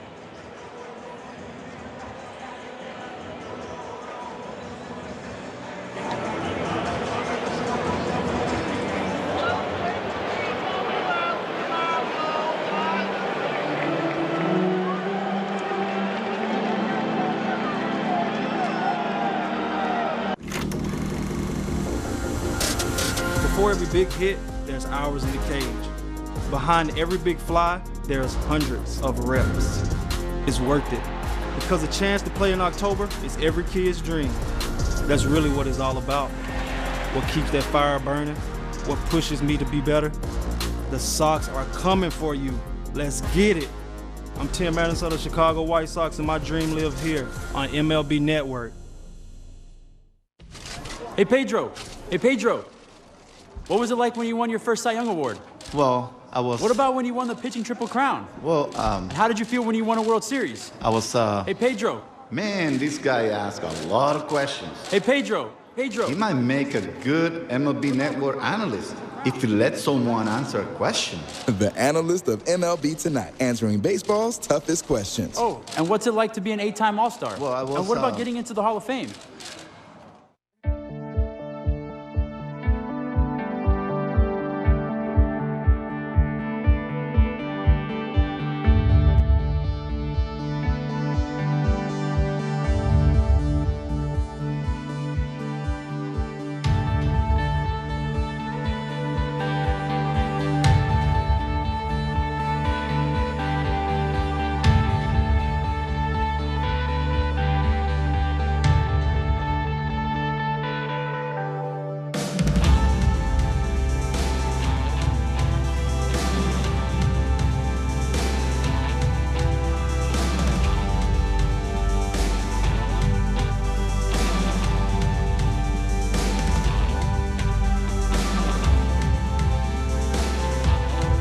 It's about time. Left-hander Jose Quijada. A lot of fastballs, 94-ish. He's got a slider and a changeup, and he's going to face a left-hand bat. It's Brian Goodwin with a runner at third, and 1 out here in the bottom of the 5th, and a 1-1 tie. Goodwin looking for something to bring home the lead run from Gavin Sheets, who's standing at third, as Quijada is really a 2-pitch pitcher to left-handers. He throws fastball, changeup, slider, but he's not thrown a changeup to a lefty all season. And he starts with a slider to Goodwin, ball 1. Quijada lost 30 pounds in the offseason. He was training in his home, his native Venezuela, and is very much trimmed down from last year and his time with the Marlins in 2019, when he was first called up. 2-0 for Goodwin. Got 3 infielders between first and second.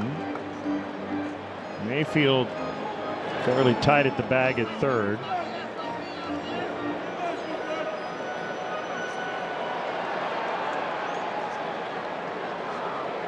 Just a gorge on the left side of the infield. And there's a strike on a first fastball he saw, 2-1.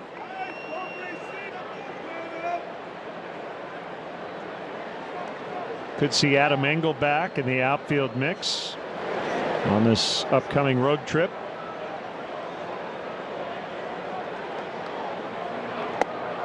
Three and one. And not to look too far ahead, but with a playoff roster, especially a 5-game series, you generally don't need as many pitchers as you do in the regular season. So there's going to be a roster crunch here at some point. And the White Sox have to figure out who the backup catcher will be and what they have in the outfield. It's ball 4.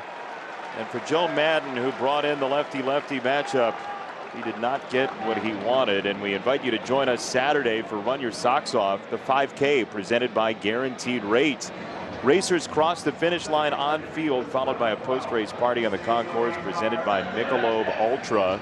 In-person and virtual race options are available. You can learn more at whitesox.com/run. You'll see a more conventional infield setup here against Hernandez, as he'll try to turn 2 on a ground ball. Go to first on Goodwin.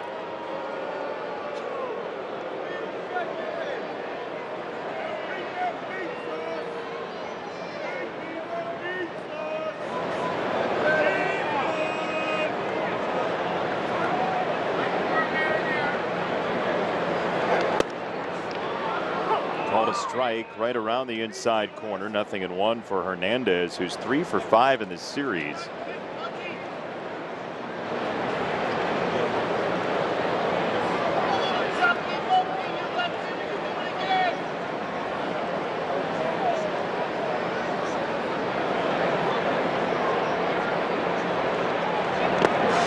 Nice sliding grab off that changeup. So Quijada does uncork a changeup to the right-hander Hernandez. Suzuki, nice play. Yeah, had to really turn that glove around to make that pick.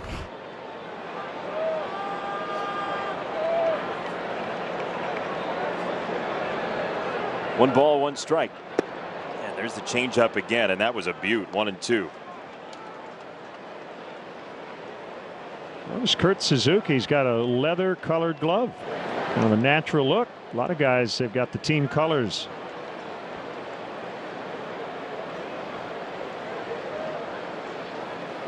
See, Quijada's got that bright red glove.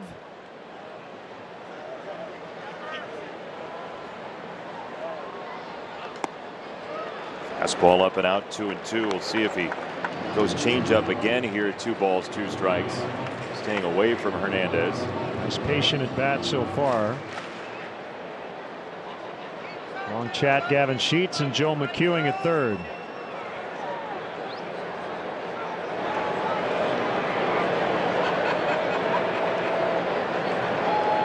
Two. Fouled away right-hand side. Yeah, you nailed it. Sliders, slider to the lefty, and a lot of changeups now against Hernandez, batting right-handed.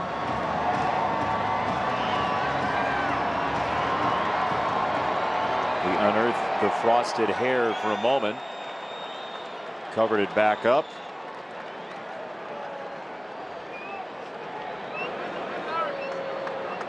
Two and two, 2 on, 1 out, and another punch foul by Hernandez.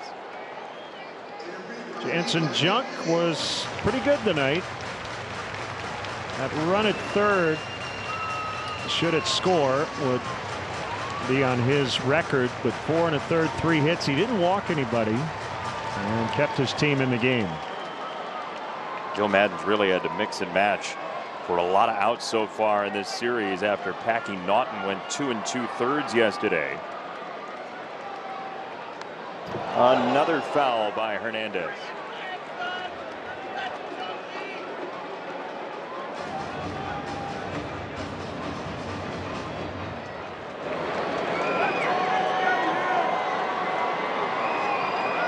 Remember, Quijada, if he doesn't get out of this inning, he is required to face Robert at the 3-batter minimum. Here comes the crowd on 2 and 2. Hernandez reaches out and stabs it to first. The throw coming home, and Gavin Sheets is out at the plate. Walsh to Suzuki.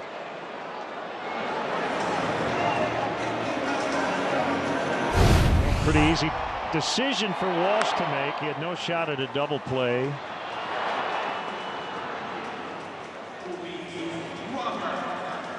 And essentially, it's just like making it out, not getting the run, and you still have a guy in scoring position. Outfield hit should get Goodwin in. And as you said, Robert gets to face essentially a captive audience on the mound in terms of Quijada, who's required to face him.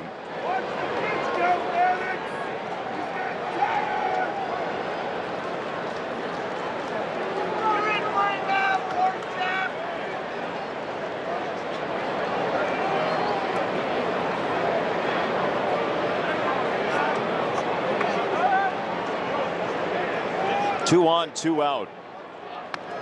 Luis took a pass at a fastball. He got exactly what he wanted and fouled it away. Yep, he got a fastball right in the heart of the zone.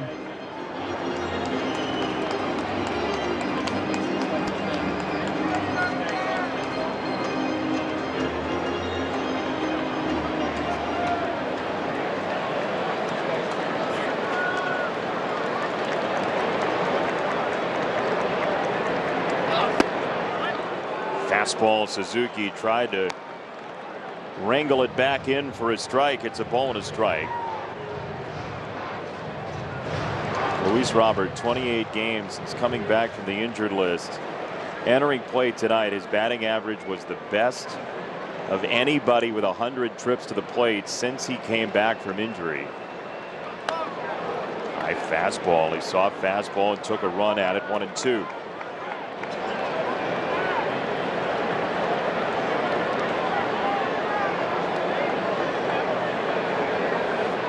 Now remember, Sheets led off the inning with a double. So he'd really like to cash in a run here. Garcia moved him to third. Goodwin walked, and then Hernandez hit into the fielder's choice. 1-2. Throw him a changeup. 2 balls and 2 strikes. You'd expect that he'd either throw him another changeup or a fastball that's not in the strike zone. Yeah, 3 fastballs to start it, and then the changeup. Well, as you said, he tucks a lot of hair under that hat. Big old plate of macaroni underneath. Struck him out with a changeup. Beautiful pitch by Quijada. So the Sox leave a couple. We'll go to the 6th. Still even. Closing out games in October for the Brew Crew is my focus, and I'll keep pushing to make it happen. I'm Josh Hader of the Milwaukee Brewers, and my dream lives here on MLB Network. Hey Harold, how do you prepare for a big show? Well, I just try to stay positive, take it one show at a time, and treat it just like any other show. How do you feel about the other analysts you work with? It's a great group of guys. We're all on the same page. I'm just happy to be here. What's your prediction for the season? We'll see what happens. It all comes down to execution in the studio. The pro player answers. He's still got it. The analyst of MLB Tonight, answering baseball's toughest questions on MLB Network.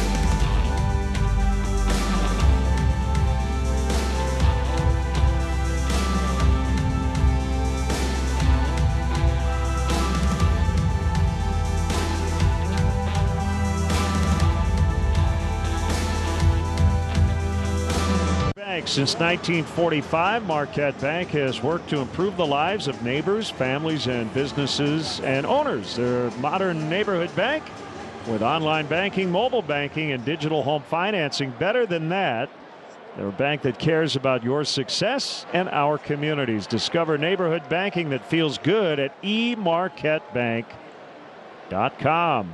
Young Expos fan. Now, in the house. That's a little young to be an Expos fan. Yeah. You never know. Loved Jean Bocabella, right? Strike 1 to Kurt Suzuki, who is 1 for 2 with a double that nearly left the ballpark in the 4th. And we remind you the 6th innings brought to you by Mike's Hard Lemonade Seltzer.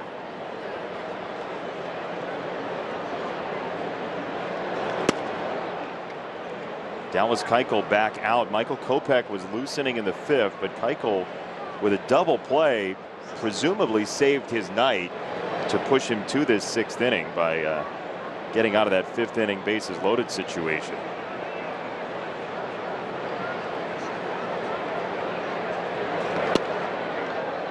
Check swing.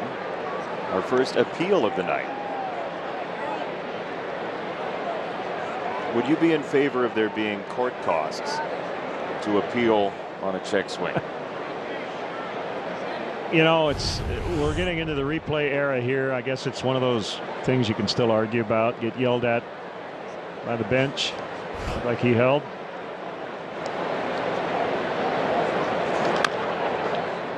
You'll want at 3rd. One gone.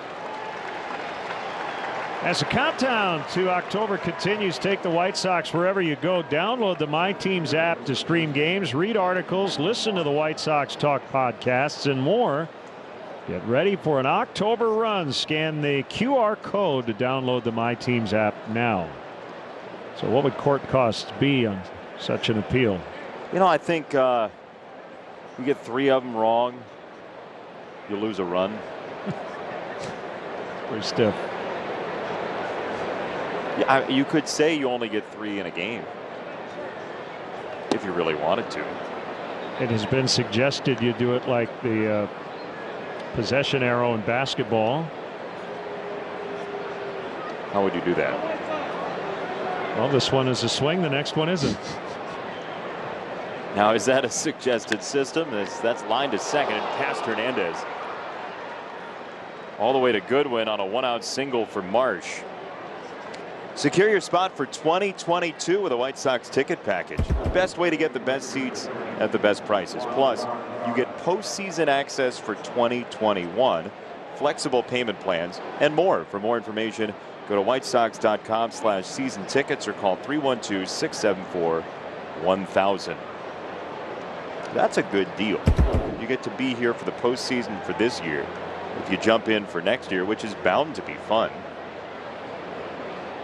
No doubt this team should be good for many years to come.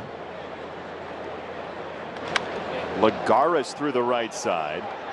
Marsh spinning for 3rd, and Goodwin's throw is cut off. 1st and 3rd for the Angels here in the 6th. Nice piece of hitting by Lagares. Taking it the other way. Couple of hard hit balls here to set the Angels up to try to get the lead for the 2nd time. No sign of Tony La Russa. And for Dallas Keuchel, who likes to go as long as he can, this is an opportunity for him to again weave out of trouble in this 6th inning. We're going to see Kopech up again in the bullpen.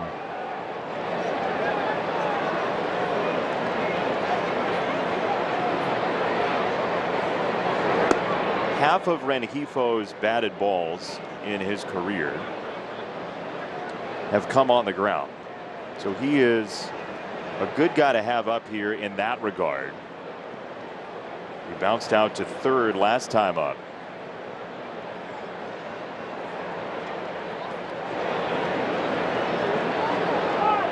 A bunt foul. It's one way to get it done, but you got to make sure you get it past Keuchel, who again is very good as a defender. There's Kopech under the watchful eye of Kurt Hassler. This is always writing. It's like he's going to enter an essay contest, like a bullpen essay contest. Why does he write like he's running out of time? And throw to first. He'll be back. Lagares.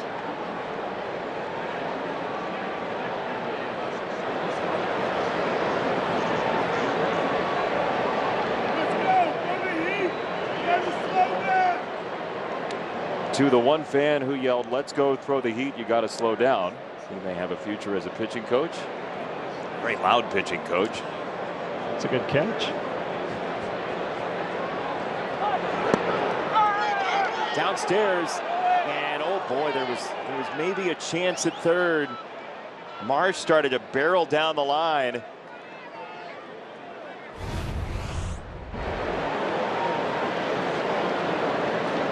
Yeah, it looked like Grandal was screened at first, and then by the time he thought about throwing, he really didn't have a play. And he'd rather hold on to it than risk throwing that ball into left field.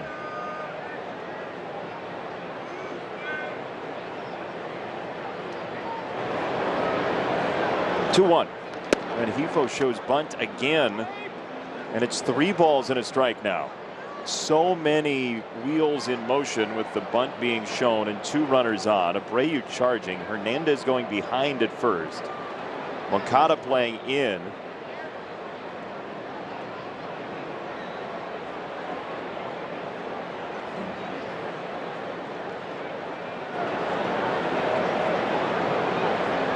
Now does he slash here on 3-1? I'm guessing he's not bunting now. To right. Goodwin toward the line. Marsh from third, and he is safe on a sacrifice fly from Rengifo, who got into a favorable count and handed the Angels a 2-1 lead.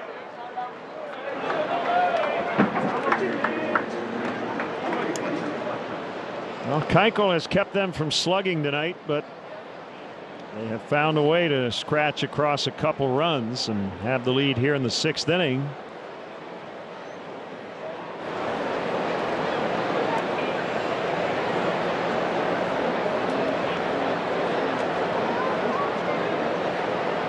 He hasn't completed 6 in a bit.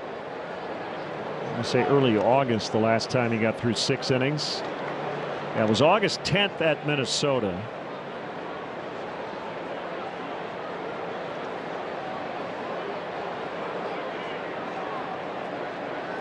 That was part of a run of 3 of 4 starts that were 6 innings.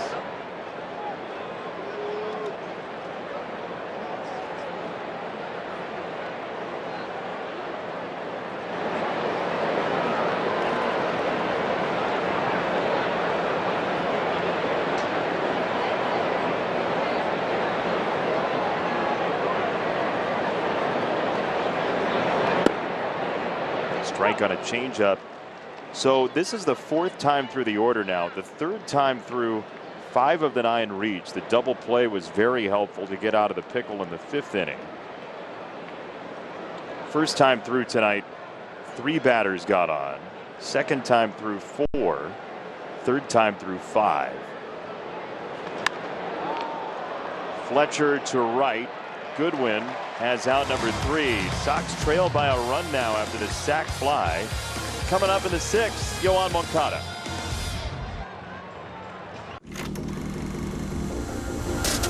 Before every big hit, there's hours in the cage. Behind every big fly, there's hundreds of reps. It's worth it. Because a chance to play in October is every kid's dream. That's really what it's all about. What keeps that fire burning, what pushes me to be better. The Sox are coming for you. Let's get it. I'm Tim Anderson of the Chicago White Sox, and my dream lives here on MLB Network. Hey, Harold, how do you prepare for a big show? Well, I just try to stay positive. Take it one show at a time and treat it just like any other show. How do you feel about the other analysts you work with? It's a great group of guys. We're all on the same page. I'm just happy to be here. What's your prediction for the season? We'll see what happens. It all comes down to execution in the studio. The pro player answers. He's still got it. The analyst of MLB Tonight, answering baseball's toughest questions on MLB Network.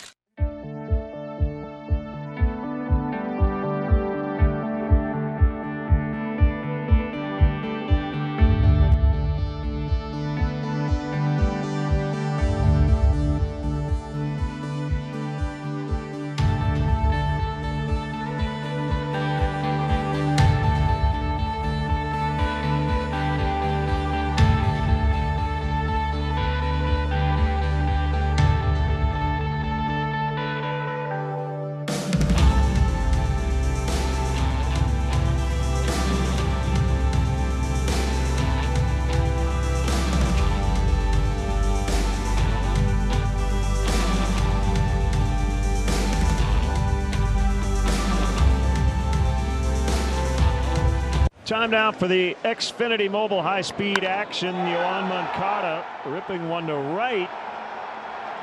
Tied the game in the fourth. Number 12 on the season. Extending his on-base streak to 25 games. And he will lead it off here in the White Sox 6th against a new pitcher. A man with the old school stirrups. Jimmy Herget. Tall, lanky righty. Fastball, slider, curveball. He's added that curve this year. And he's working in a 2-1 Angels lead. You see the spectacles on a pitcher in an Angel uniform. Who do you think of?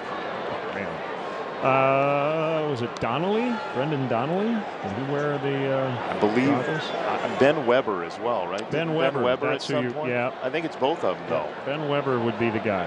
Yep. Slings in a curveball. That's a strike. How about a guy coming out of the bullpen, got a four-seamer, a sinker, a curveball, and a slider, and he'll mix in a couple of changeups too. The old 5-pitch, 6th-inning guy. Former Red and Ranger. Up the middle, Rengifo. On the latest episode of the White Sox Talk podcast presented by Wintrust, the guys break down why Leury Garcia has such legendary status inside the clubhouse. Plus why Ozzie says Leury is his White Sox MVP. Listen and subscribe today.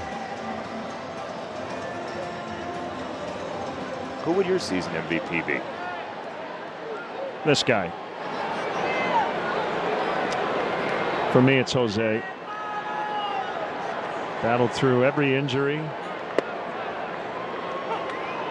A really good year defensively. And I haven't even seen him at his best, I think, offensively yet. If I wanted to just needle you and pick somebody else, I do agree with you before people start tweeting angry tweets at me. I agree with you, but I think you could make an argument for Lance Lynn as For well, sure. and his importance on the pitching staff. Yep. Liam Hendricks is probably on that list too. Slider, 2-1.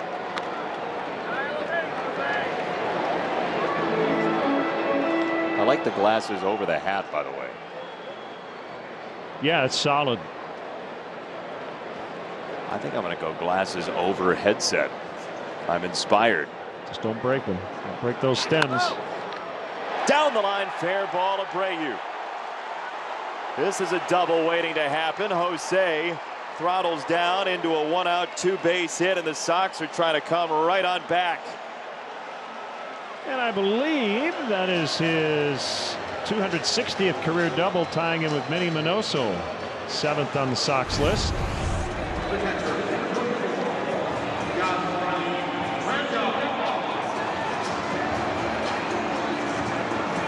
Couple of chances to get him in and get this game tied again.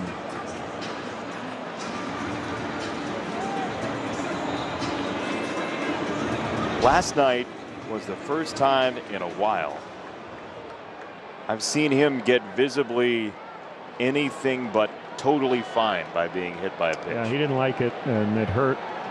And you saw the big welt on his left arm. He also did something last night, Jose, that he had never done previously in the big leagues. He walked 3 times unintentionally in one game.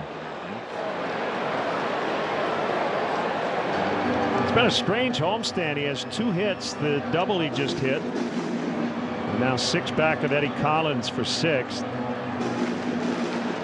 The other hit was a game-winning homer in the homestand opener. Yes, right side past the dive of Walsh. Here comes Jose. And the game's tied.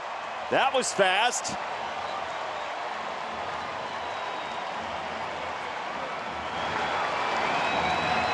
What a year Grandal has had. He's been at his best since he came off the injured list. How about 55 hits and now 57 knocked in? It's unreal. He's made the hits count. That's for sure.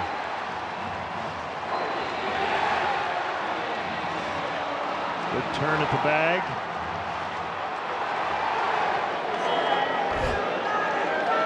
So the on-base streaks, the hub of that is the White Sox clubhouse right now, with Yasmani now at 30 and Yoan at 25. On the ground to third, Mayfield and Fletcher, and that is a double play. And by the way, longest on-base streak since Frank Thomas in '94. We'll talk to him in the 8th about himself again.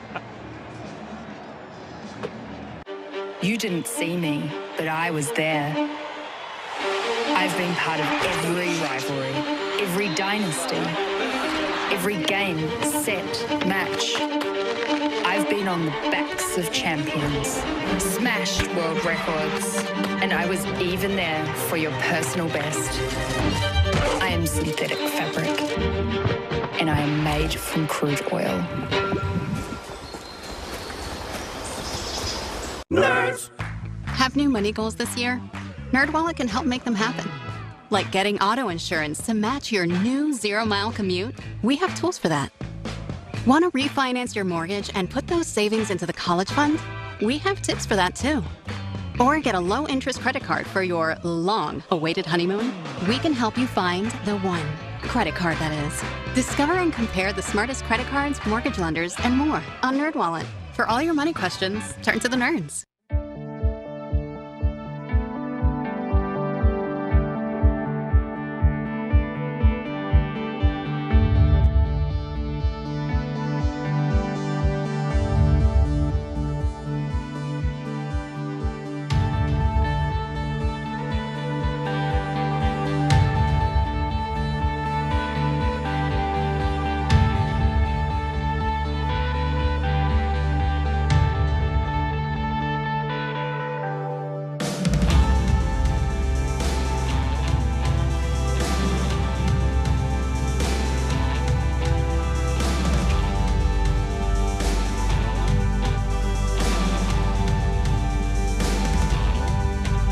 Comes to town, and we've done it twice now with the Angels, and since you're here in the booth, we're doing logo history. Oh yeah, of the Angels. Love it.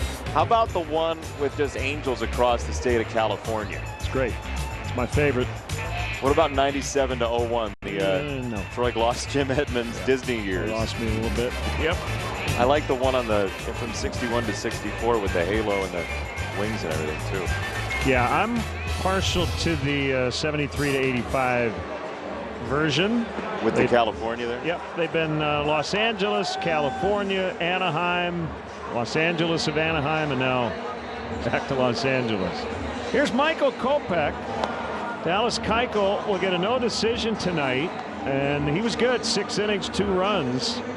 And it's in the hands of the bullpen the rest of the way. 2-2 tie, 7th inning. Listening to Michael talk the other day, he's so self-aware, and there was a quote. The gist of it was basically that, you know, you get stars in your eyes sometimes when you get a guy down 0-2 and with 2 outs, and the inning's not over yet, and this is a tough league. It's the maturation process for a big league pitcher. As Ohtani takes a fastball at 100 low to start this 7th inning, which is brought to you by the Illinois Department of Transportation. You know it as IDOT. This is one of those matchups you want to picture. No doubt. I'm just so impressed with Michael Kopech's head on his shoulders.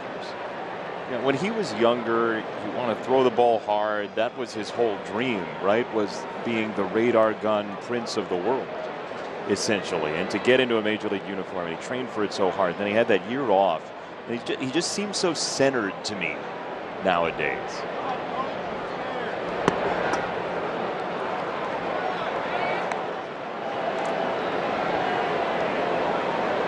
Likely to become a starter as early as next year.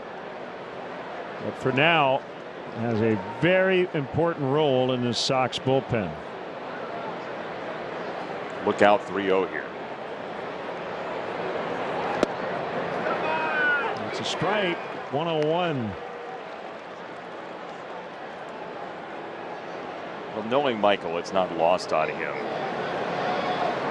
that he's facing one of the best in the game. Ohtani hasn't hit one out of the infield yet tonight. In fact, hasn't yet in the series, but always dangerous, and he fouls out of play. All right, so 5 pitches, all fastballs. Does he spin him a slider here? No.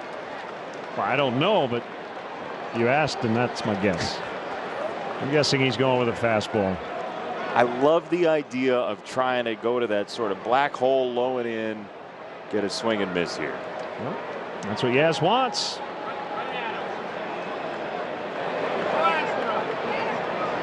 comes number 3 on the ground and past Kopech, and that actually is going to benefit the White Sox as Garcia was right near the bag at second and made the play.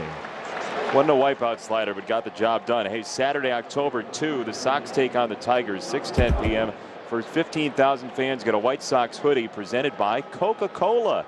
Grab an ice-cold Coca-Cola and enjoy the game. To purchase tickets, visit whitesox.com. This has been the most dangerous hitter in the Angels lineup so far in the series. Gosselin on base all 3 times tonight, homered last night.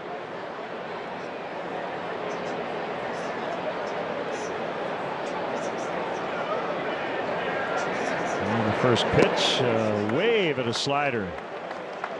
Okay, so you're standing on deck, right? And you see 5 straight fastballs. And you're like, okay, I'm going to gear up for 100. Here we go. Let's go. And the sorcerer's slider comes spinning to you, and you don't really have a great time with it.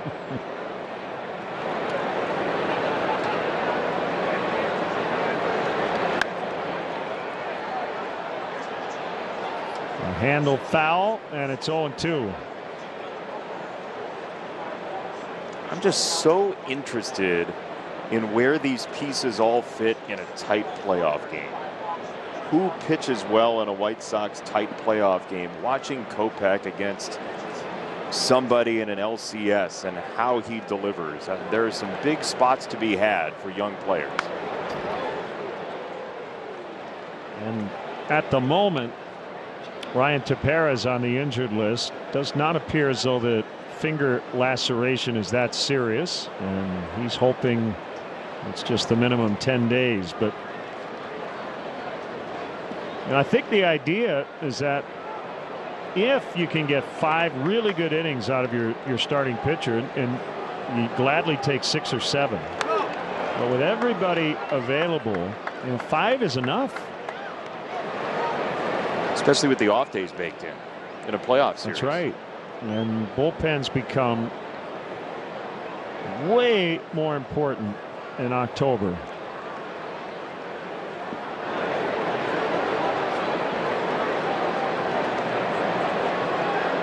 Trying to put away Phil Gosselin, and it's 1-2.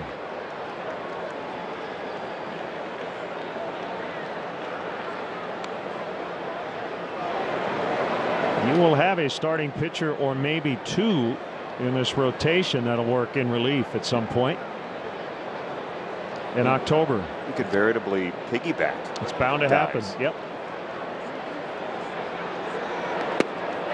He got him looking on a slider. First time Gosselin's been retired tonight. You see, he just whispered something to Walsh, the on-deck hitter, as he heads back to the dugout. See, that's just absolutely unfair, because when you lay off, you believe that you have just saved yourself the ignominy of a swinging strikeout on a slider. He didn't think it was strike 3 necessarily, but it was right around the plate. This is the spot I think Michael talked about recently. We got Ohtani to ground out. Gosselin looking. Inning still not over, and there's a slicing drive into the left field corner. It is foul.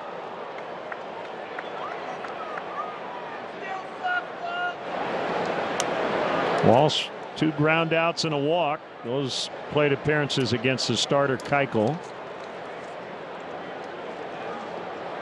I remember Walsh made a big catch in the All-Star game in the outfield. And he's got a 12-game hit streak on the line.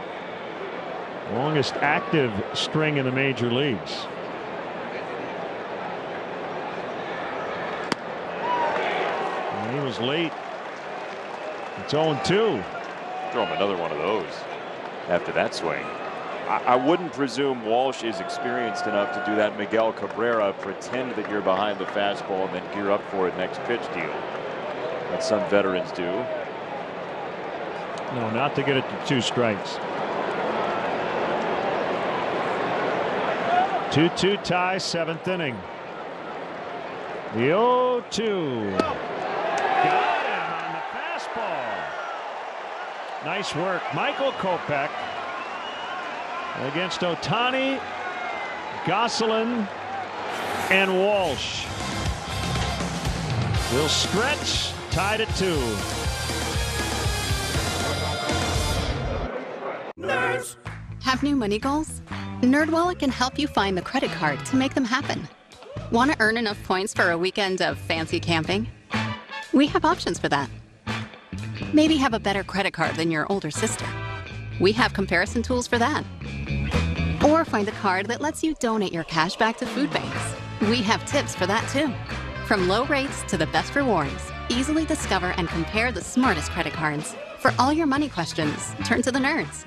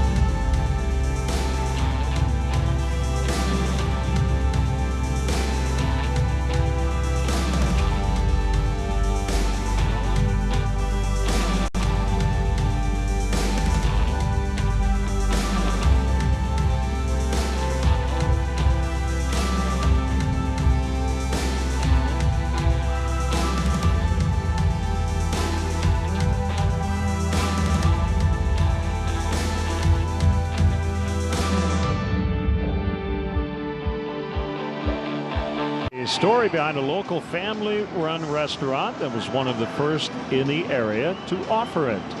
Tomorrow at 10 on NBC5.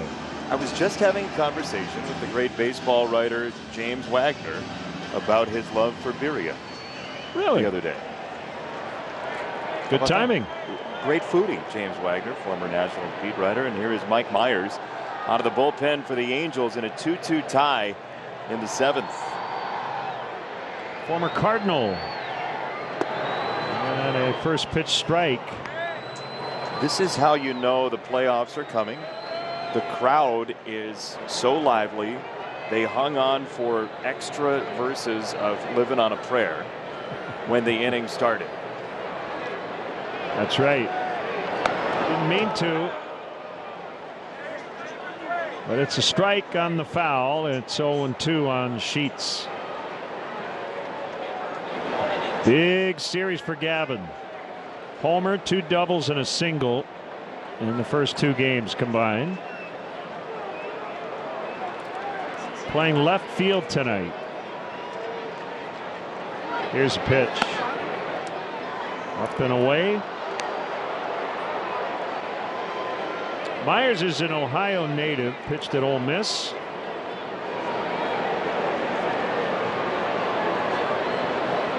.6'2", 220.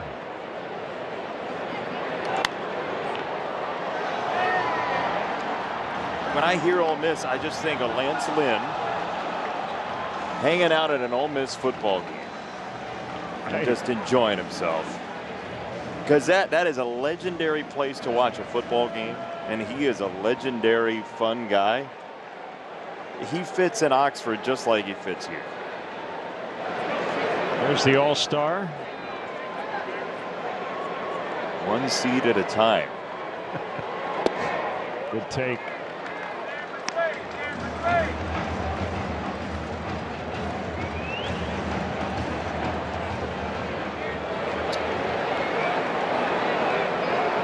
Leary and then Brian Goodwin to follow here in this 7th inning. Drilled foul to right. I just love that swing. I love watching him hit the ball. He is potentially a star-powered left-handed hitter in this lineup for years to come, and I cannot think of an at-bat where he's looked really, truly overmatched. And this lineup needs a bat like his from the left side as he strikes out here. Time now for a message for Powering Chicago. Whether it's lighting up Chicago or helping a neighbor in need, Powering Chicago's commitment to better construction, better careers, and better communities never quits. Powering Chicago, IBEW Local 134, NECA, Chicago. Here's Garcia. That is only the 4th strikeout tonight by the White Sox.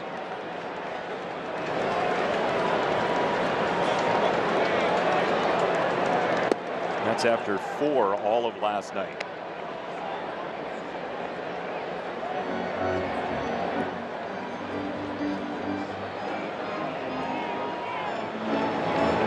Oh, 0-1 on Leary Garcia.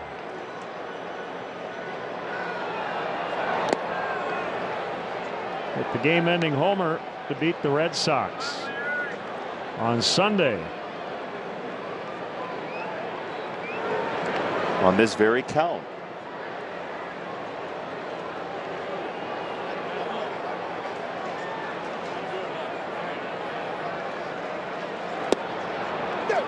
This time he strikes out. Back-to-back Ks for Myers. And here comes Goodwin.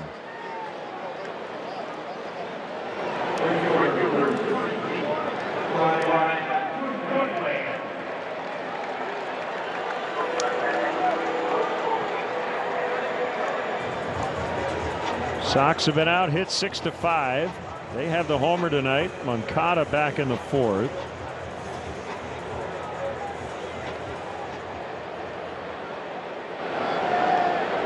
Craig Kimbrell is up in the bullpen. Fastball is low. Figured looking at the bullpen usage over the past few days that Kopech and Kimbrell would be 2 guys Tony La Russa and Ethan Katz would lean on here. Kimbrell hasn't thrown in the last couple of days of the off day.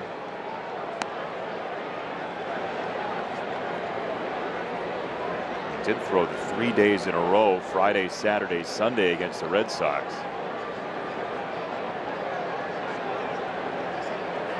Looks like that meme where one person looking over their shoulder as they're walking down the street.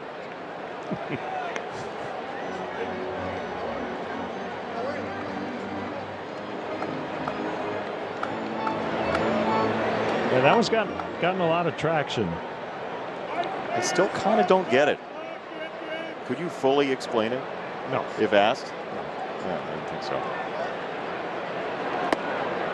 You know that one. The one with the people and the looking over the shoulder of the street. Yeah. Remember that time? 2-2 on Brian Goodwin.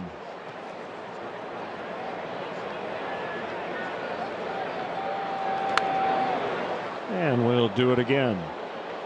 Nice crowd tonight. 26,505 in the ballpark. And they've been into it.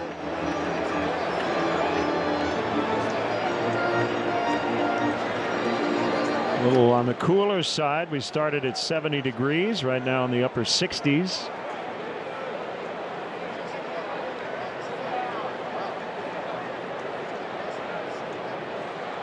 Two, swing and a miss. Myers just struck out the side. And we head off to the 8th, still tied at 2.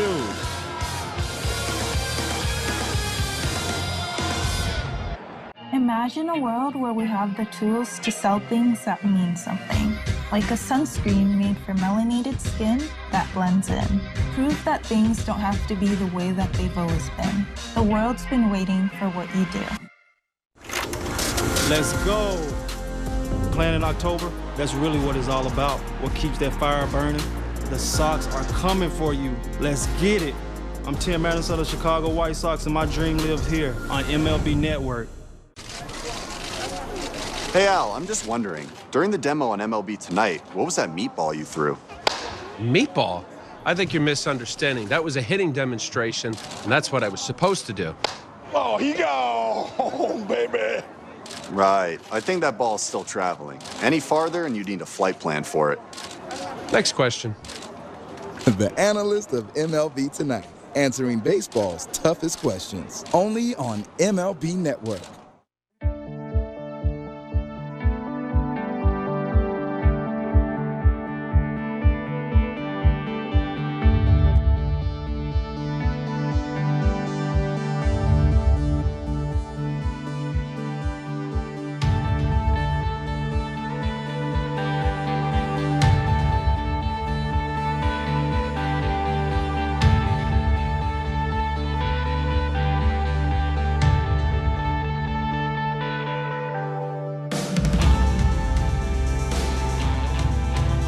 Game of this homestand is tomorrow. We'll have it for you.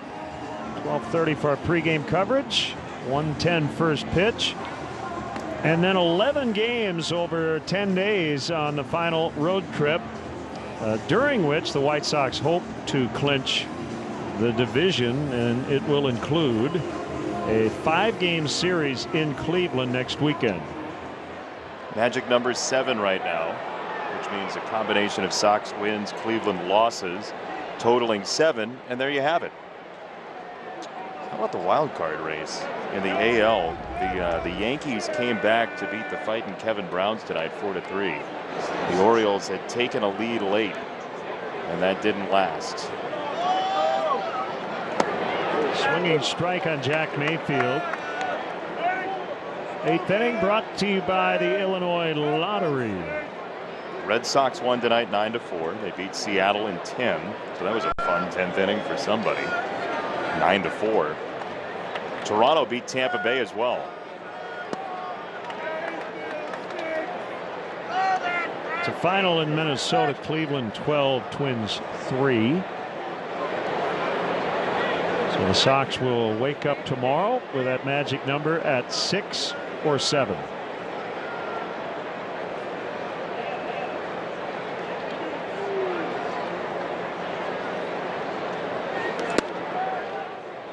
Pretty close, didn't get it.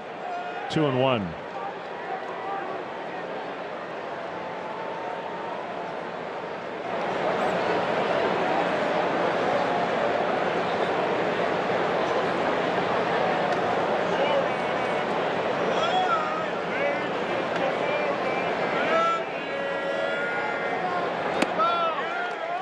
Now 2-2 on Mayfield. Now, if you're wondering what Cleveland will be doing with its weekend, the Indians will be traveling to New York to play the Yankees. Zach Plesac is throwing on Friday for Cleveland, which means they might get no hit.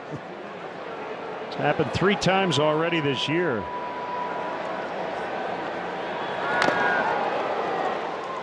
That got the mask of the home plate umpire, Pat Hoberg.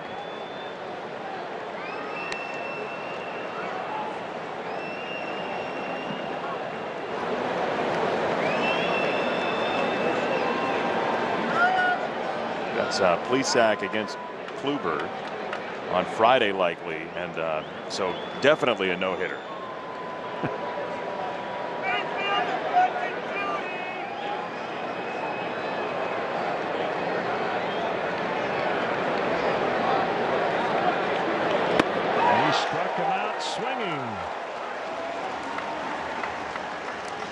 even closer to the action in 2022, located directly behind home plate.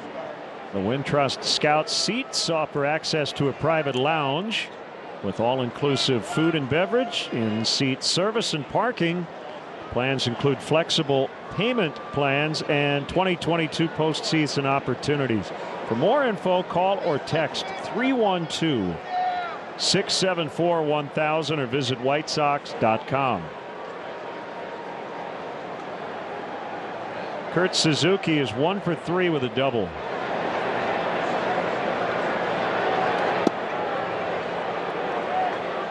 Kopech's stuff looks crisp. Not that it doesn't normally, but he's locked in right now.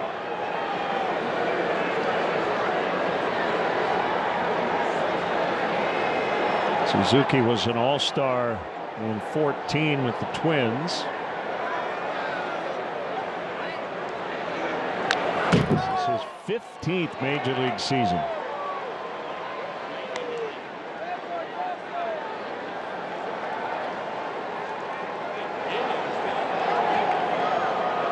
He's from Hawaii. He's got a teammate also from Hawaii, Kian Wong, the younger brother of Colton Wong. We haven't yet seen him in this series.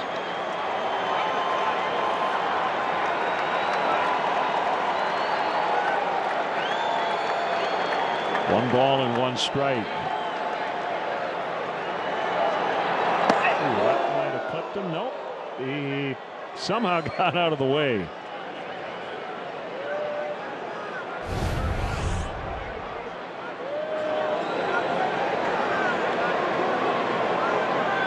Almost caught the jersey top.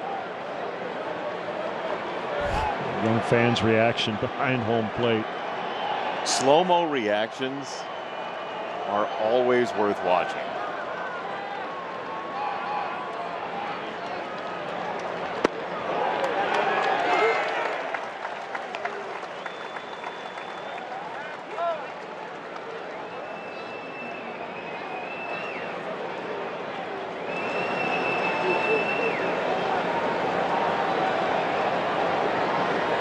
Got the lefty Marsh on deck. 2-2 on Suzuki. He swings that axe bat. And the ball up near our broadcast booth. And we'll do it again. Thought maybe Joe Grube was going to get a souvenir in the molars.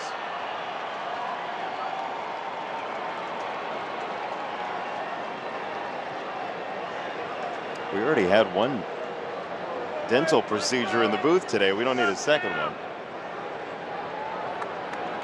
We've got a lot of foul balls up here on this level the last couple of homestands. Down the right field line, and it's foul by a couple of feet at most.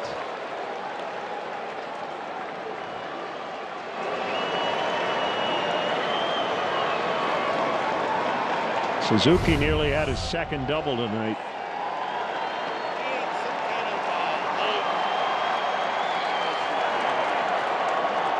Guy in the gray jacket says foul, so it's foul.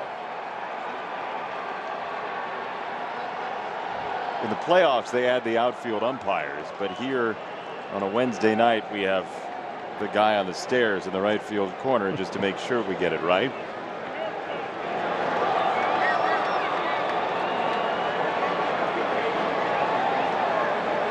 Another 2-2 try for Kopech.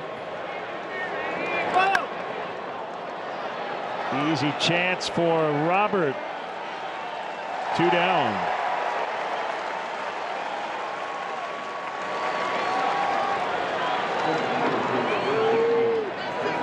And here comes Marsh, who has 2 hits. Sox went after him all night last night with high fastballs. We'll see if Kopech repeats that.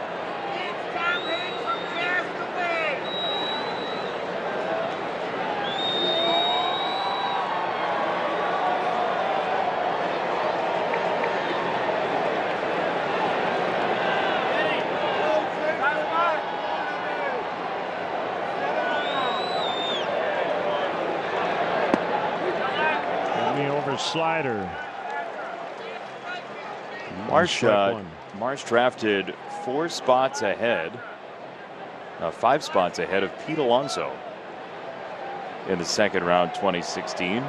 Bo Bichette was 2 spots later after Alonso.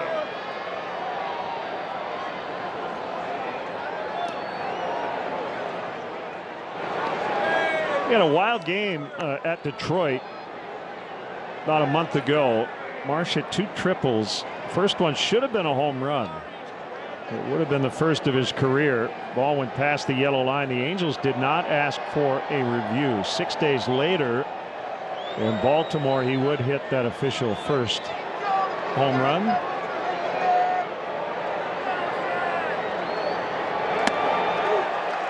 Couldn't catch 99. High fastballs seem to appeal to him up and out of the zone, and you would imagine Kopech, after starting the at-bat with sliders, would go back there for strike 3 to the high fastball.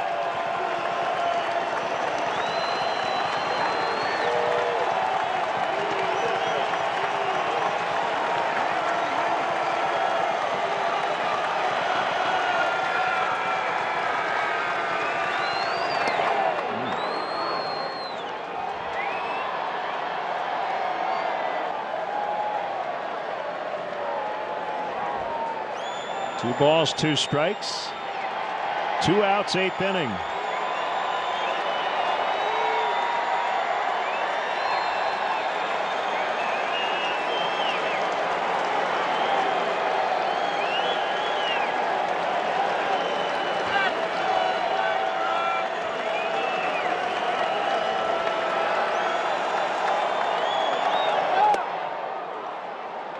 Overcooked that fastball a little bit. And it's a full count with Lagares waiting on deck.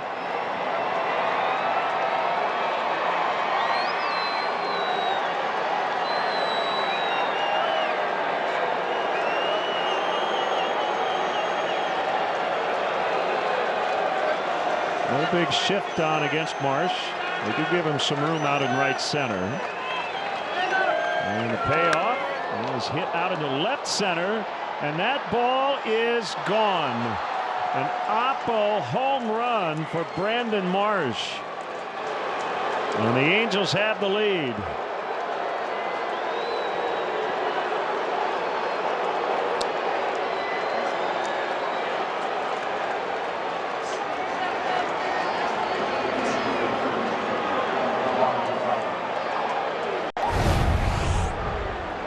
A Ford home run replay. I mentioned the first homer by Marsh was in Baltimore. This is number 2 of his major league career. Michael missed on the fastball that he was looking to throw either in and up or up on 2-2, and then that ball just buzzed into the wheelhouse. Hasn't been a great year for the Angels, but one stat really stands out. They are 60-0 with a lead after 8 innings, and they have an 8th inning lead right now.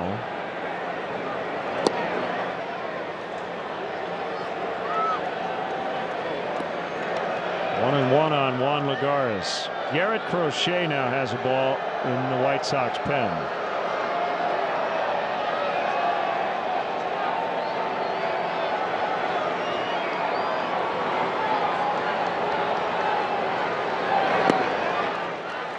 One and two.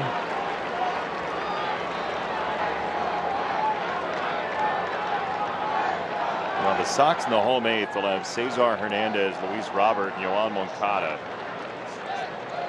I'd love to keep it at 3-2. See if somebody can give you one swing to tie it or more.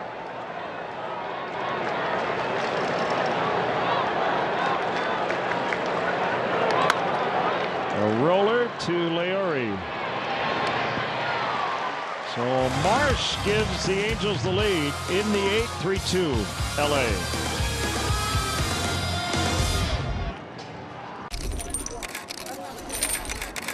Claire, how do you know how much bling to wear before each game? What bling you wear during the game is a very important decision. You want to wear enough so you look good, but not too much where it slows you down on the base pass. Some diamonds are always nice, but on a sunny day, the reflection can get in your eye and make you miss a play. Thanks, Cliff. Very informative. The analyst of MLB Tonight, answering baseball's toughest questions. Only on MLB Network. I love the Boys and Girls Clubs because they help you believe that you can make it to the big leagues. Big leagues of what? Law. Art. Construction. Baseball. How'd you guess? For 25 years, Major League Baseball has partnered with the Boys and Girls Clubs of America to help kids make it to the big leagues of anything. It's the time of year when baseball brings you the best in show and one mad dog. Show up! I won a championship. Please! Christopher Russo takes a bite out of the pennant chase on MLB Network.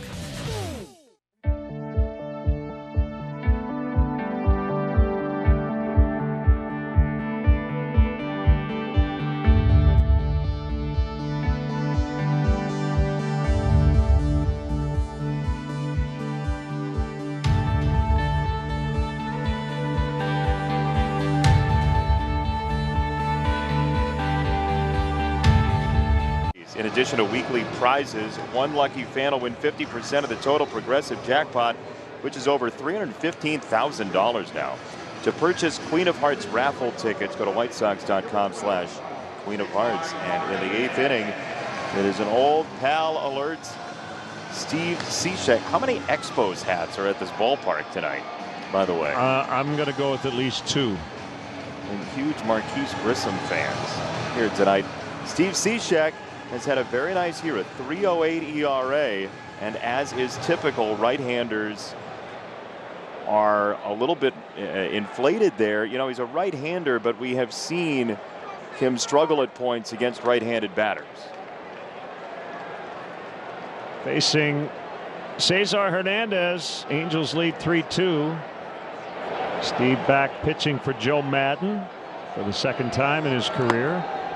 And the sinker misses outside, ball 1.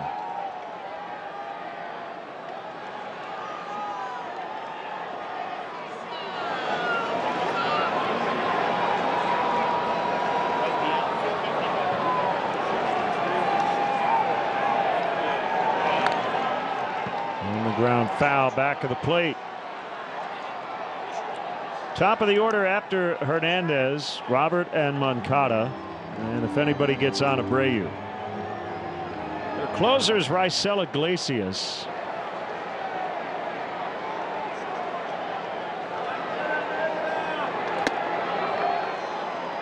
And he has more innings pitched than appearances, so Joe Madden, if Cishek gets into some trouble here, would have no qualms in getting Iglesias up.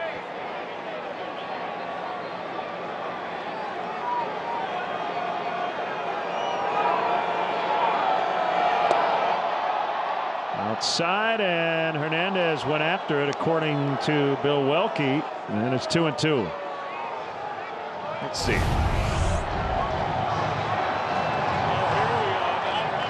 Yeah, he did.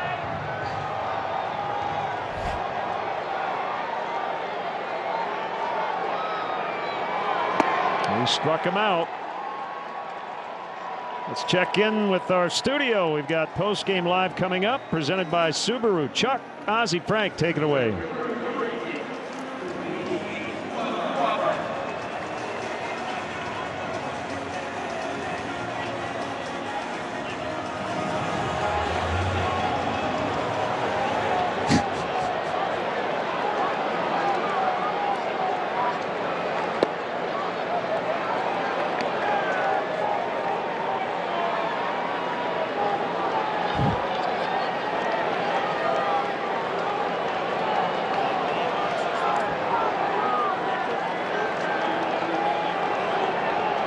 Hey, Chuck, do I not remember correctly that Luis Robert homered off of Cishek in summer camp last year?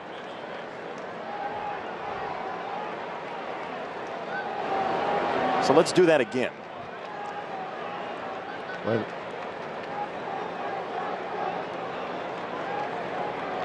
Well, that's a good memory. Summer camp at bats. Well, I was making my house of popsicle sticks and getting ready to go kayak at summer camp, and then Robert hit that home run against Cechek, and I just have that memory of it. The counselors were great.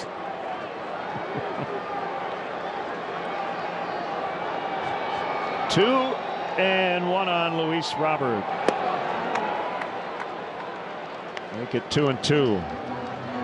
Steve doesn't waste much time when he's out there.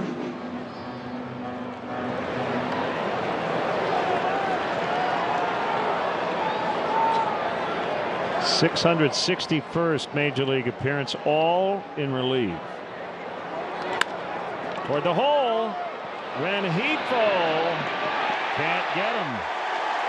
Robert's speed beats it out for an infield hit. Yeah, he got there. He got there by about a quarter of a step, but Rengifo made a really strong throw and a good pass at this. And watch at the last moment, Robert with that long step got in there first. Always makes you nervous. Guy had that hip flexor injury earlier, but always natural to see guys take that long last step. And here's Moncada with the tying run on base in the 8th.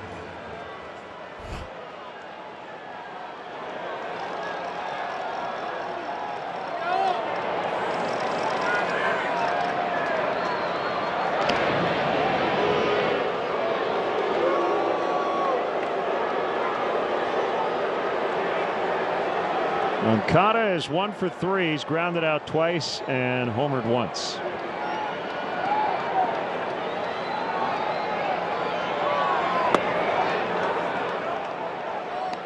Some late swings on the 92 sinker from Steve Cechek. And all of it, predominantly, it's arm side to the left-handers. So away with the movement. That must look like a strike until the very last moment.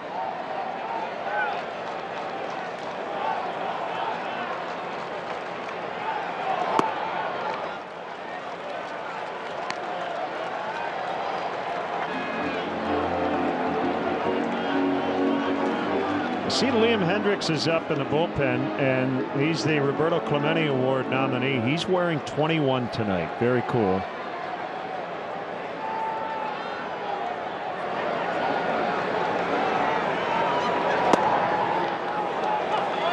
Slider on the outside corner. Moncada didn't think so.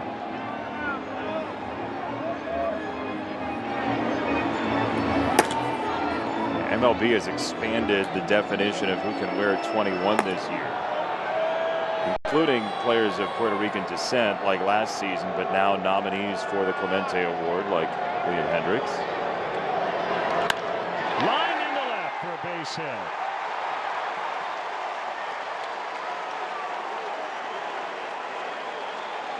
Now it's getting a little more interesting with Jose coming up. 2 on, 1 away here in the 8th.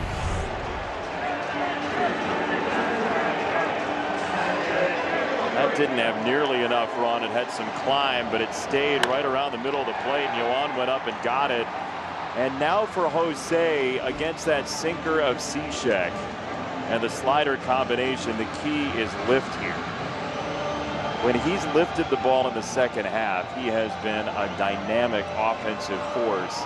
And if he can get a ball in the air that he can sting, Sox could easily take the lead.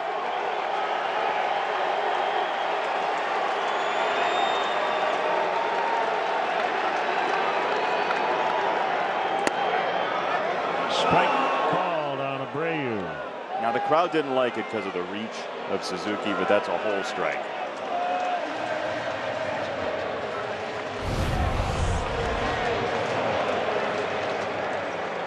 He did not hit the glove where the target was, but it clearly was a strike, as you said.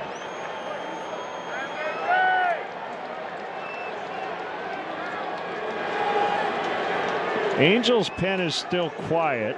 Joe Madden has not gotten anybody up.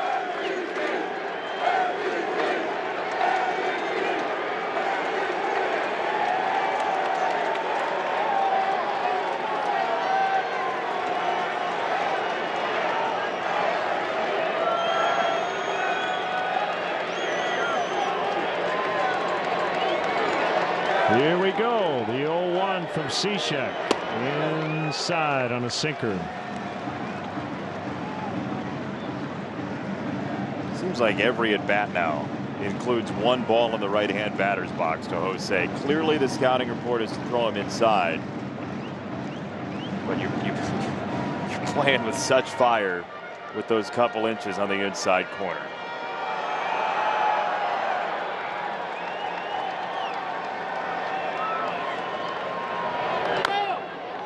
We'll go foul past third.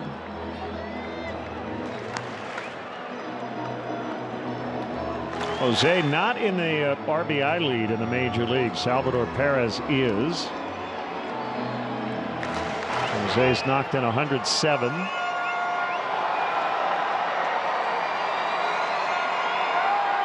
Two off the major league lead going into action tonight.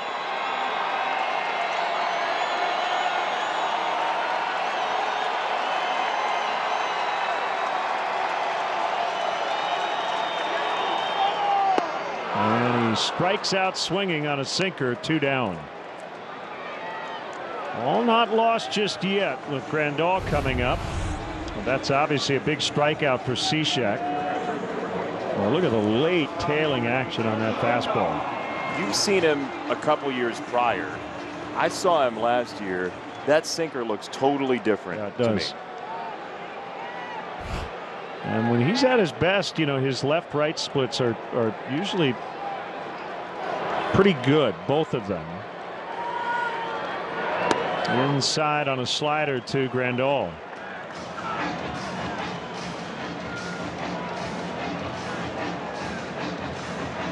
Sox need a 2-out hit here in the 8th.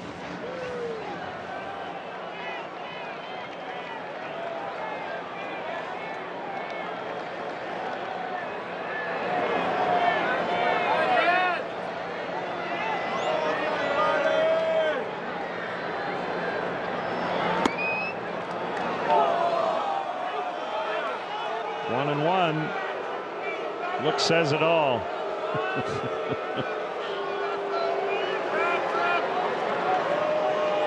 That is the rare ball that Pat Hoberg has disagreed with our strike zone box on tonight.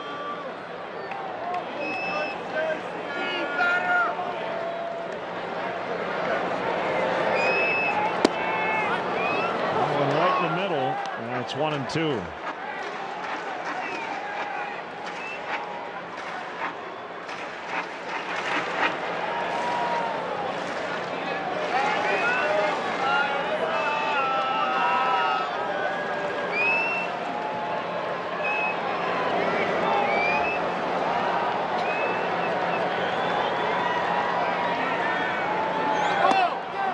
Cishek gets out of it, so he gives up a couple of hits, no runs, and we go to the 9th, 3-2 for the visitors.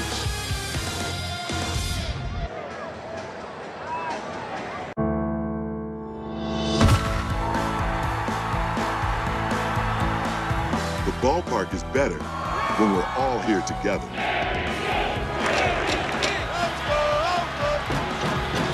COVID-19 vaccines are safe and effective.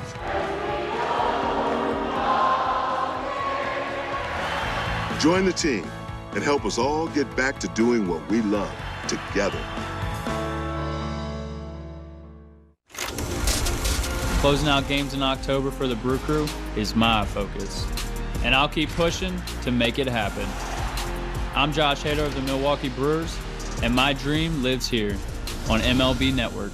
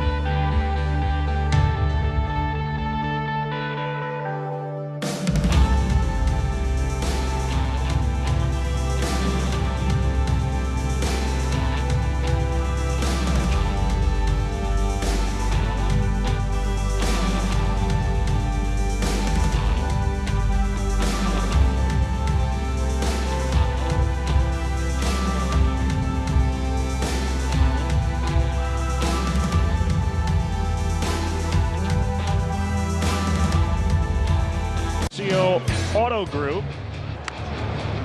This was back in the 3rd inning. Bill Gosselin's speed beating out an infield hit, giving the Angels the lead. But in the bottom of the 4th, Moncada leading it off with a home run to right. That tied the game. And then Rengifo sac fly, top 6. Marsh scores. Angels lead again.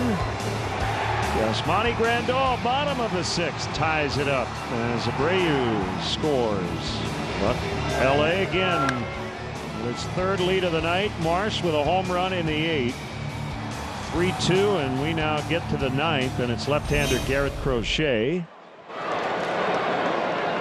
And he'll face 9-1-2 for the Angels. It'll be Rengifo, Fletcher, and Ohtani. And the Sox, by the way, will have Eloy leading off, then Gavin Sheets and Mr. Walkoff, Leori Garcia to follow. Interesting game tonight. It's sort of been hovering around a 1-run game all evening long, as there's a check swing on Rengifo, who's been involved in 2 of the run-scoring plays for the Angels.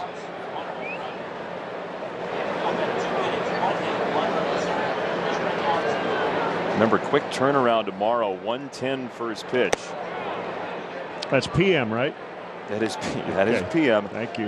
An odd doubleheader coming, possibly. 9th inning brought to you by Guaranteed Rate. When they start to inflate the air mattress in the back of the booth, you know that you have to check on PM or All I AM. heard was 1 o'clock. I'd be in for like they play the Midnight Sun game in the Alaska Summer League. I think that's where the next Field of Dreams game should be, a midnight game in Alaska. I like it. We know the White Sox would not be playing because they've just been involved in the most recent one, so get somebody else out there. What do you think, like Fairbanks, Nome? Yeah, you can build a ballpark anywhere now. They did it in Iowa. I like your idea, though. Move it around. Dreams can be made anywhere. 3-1. It's a strike. That was as capital T take as a take's going to be from Rengifo.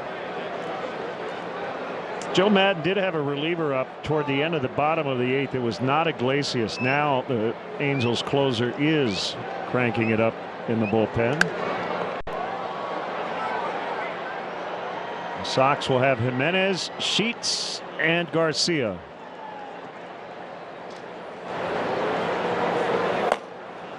There is Raisel Iglesias. Cuban-born right-hander in his first season with the Angels.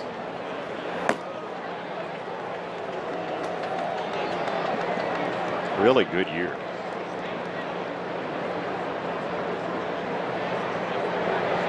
Three and 2. Late swing, and Rengifo went after his dugout in the camera well.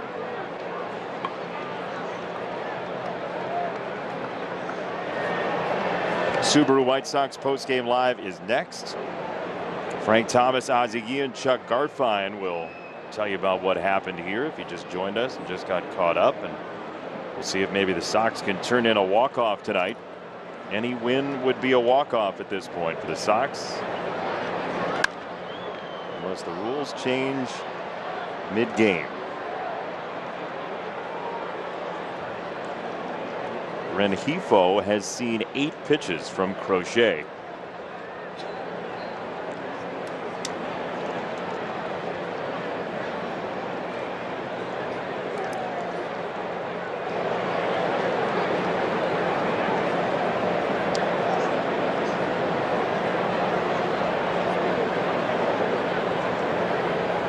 Payoff.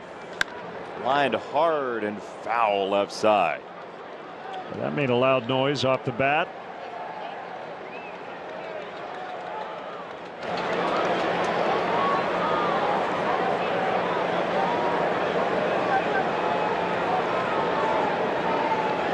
It sounded like a Luis Robert baseball.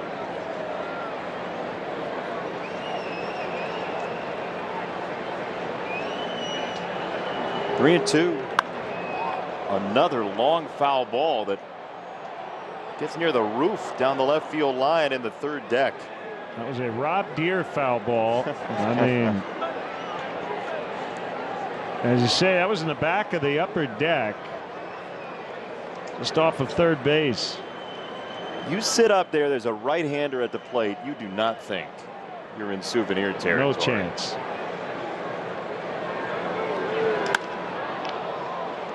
Goodwin.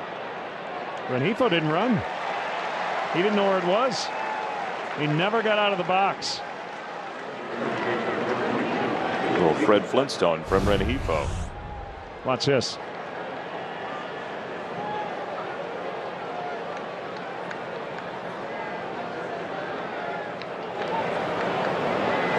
I don't know. He just said, I don't know. I didn't see it. You guys see it? One down for Fletcher. Off the slider, ball one.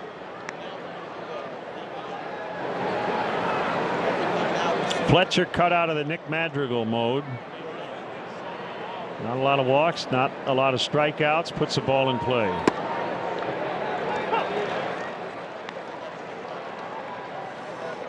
He's over in the series. Ohtani is over in the series. They're combined 0 for 14. 1-2.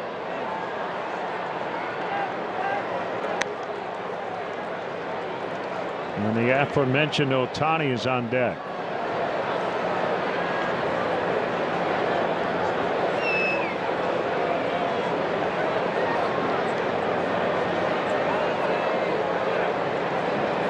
There he is.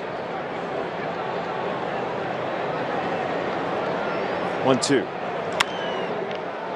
To right and a base hit for Fletcher.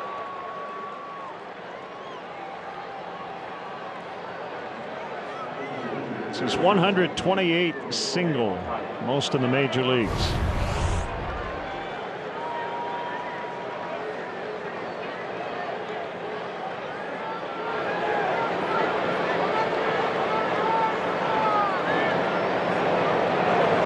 Any bands you can think of ring up 128 hit singles? Well, the Beatles would be about the only one that would come to mind. How many do you think they ended up with? What you could call a hit single? Well, number one, I Yeah. think they had 20, something like that. I'll never catch David Fletcher.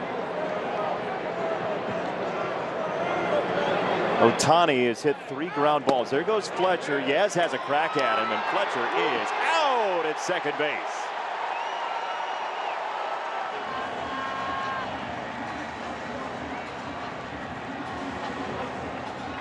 He's going to loiter for a while they look at the replay. Perfect throw.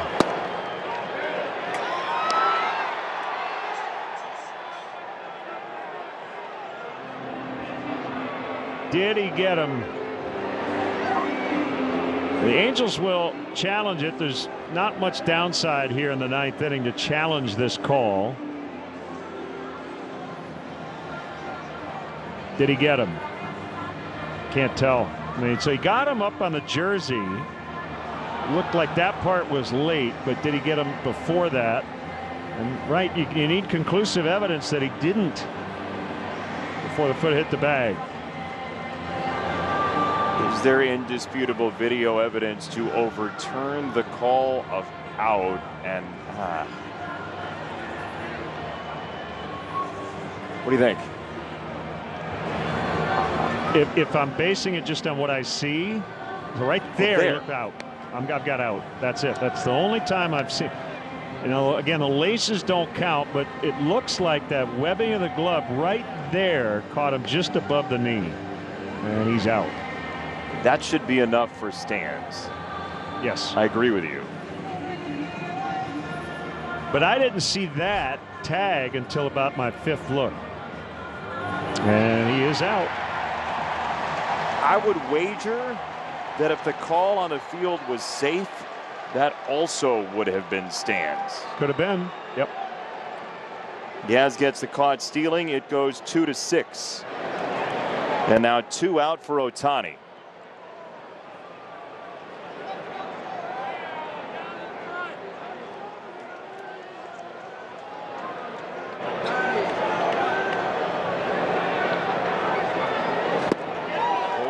slider. What do you want to bet he gets another one of those? Pretty good chance.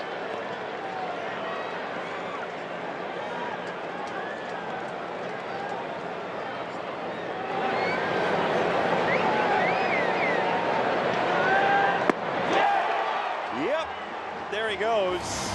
Roche strikes out Ohtani. Sox need 1 to tie, 2 to celebrate. I love the Boys and Girls Clubs because they help you believe that you can make it to the big leagues. Big leagues of what? Law. Art. Construction. Baseball. How'd you guess? For 25 years, Major League Baseball has partnered with the Boys and Girls Clubs of America to help kids make it to the big leagues of anything.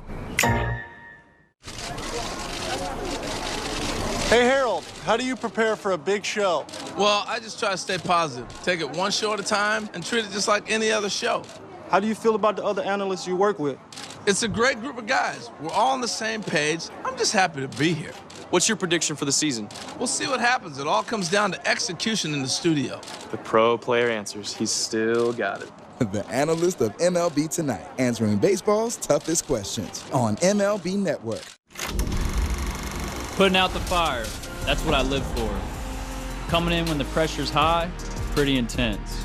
But I welcome the opportunity. To seal the deal and get that W for your team, that's what I dream about. Closing out games in October for the Brew Crew is my focus. And I'll keep pushing to make it happen. I'm Josh Hader of the Milwaukee Brewers, and my dream lives here on MLB Network.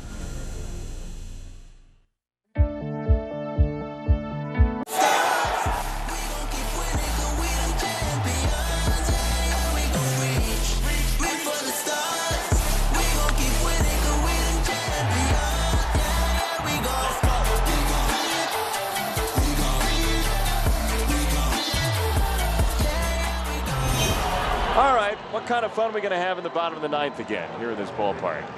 Well, as I said, the Angels have not lost the game with a lead into the ninth. So first time for everything. And Jimenez, Sheets, Garcia. As you said, Raisel Iglesias, and nobody's really talked about him because the Angels have kind of hovered around 500 all year, but he's largely been pretty good.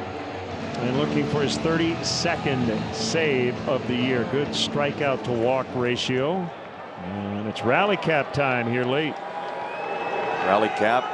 Rally, create your own colic. The slider has been lethal for Iglesias this year. Eloy, a line drive to left, and this is off the wall. Eloy Jimenez into second base. That's the tying run, and a leadoff double.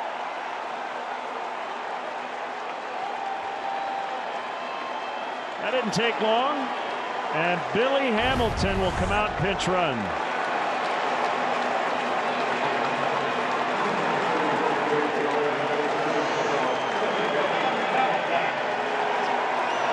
So first and only hit of the night for Eloy, and a big one. Tying run in scoring position with nobody out.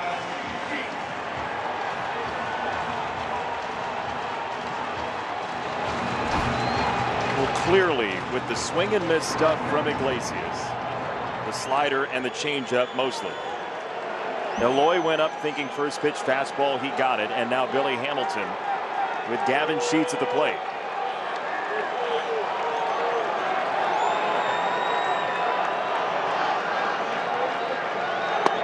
First pitch, sinker, a strike.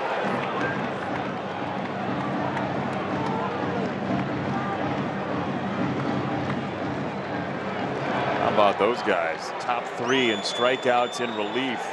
All of them hanging out at Guaranteed Rate Field on a Wednesday night. Sheets wanted to win it there. It's a really good changeup from Iglesias. Good arm action.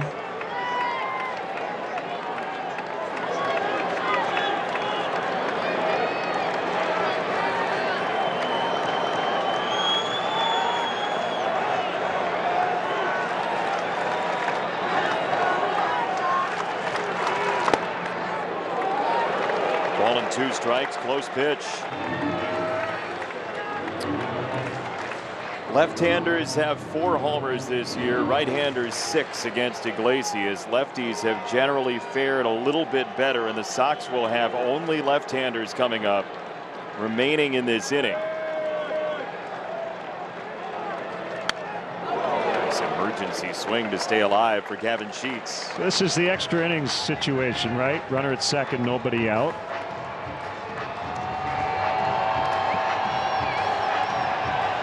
Keep pressing that number.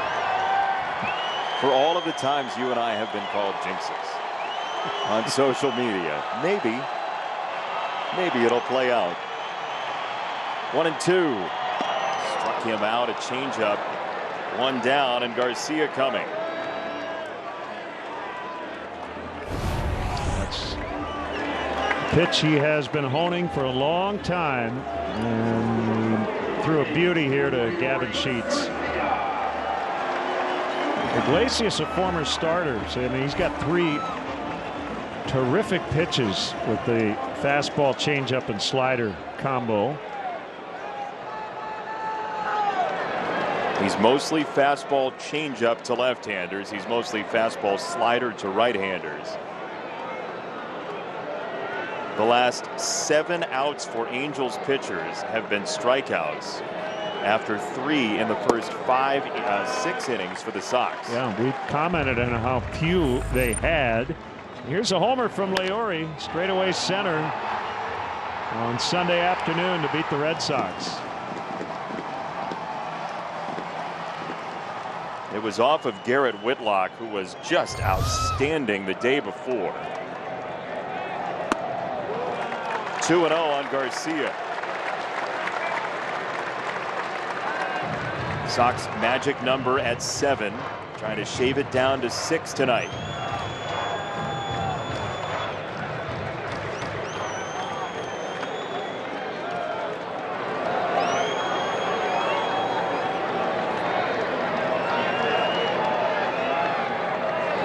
Little tapper, third base side.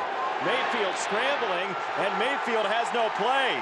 He had to worry about Hamilton behind him at third, and Leori Garcia has a croquet mallet, and 2 on with 1 out.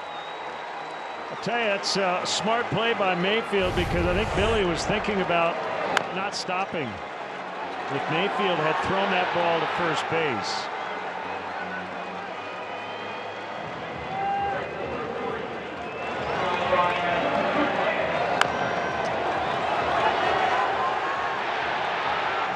He was.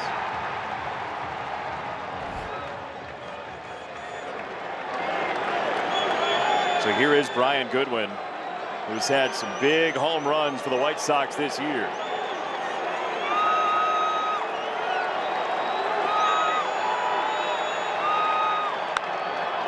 Popped it up. Suzuki behind the plate has no play. Hard to tell off the bat if there was any room for him. Unfortunately, it was a couple of rows behind the backstop.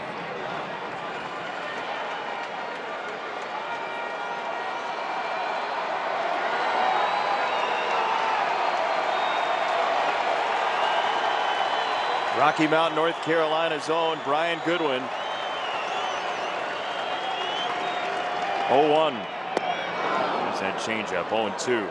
Contact is just paramount right now. And they're shifting against him. They've got Rengifo just to the right of the bag at second. And they're set up for 2. So there is room on the left side, but now 2 strikes. Took a changeup just outside, flirting with the corner.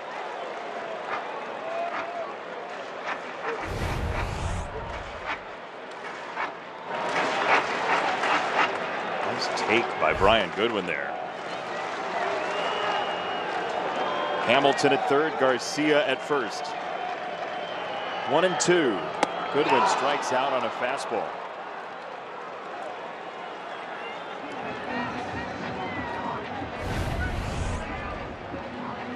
So you know that changeup's in play, and he goes with the high heat. And it will be up to Cesar Hernandez with 2 outs.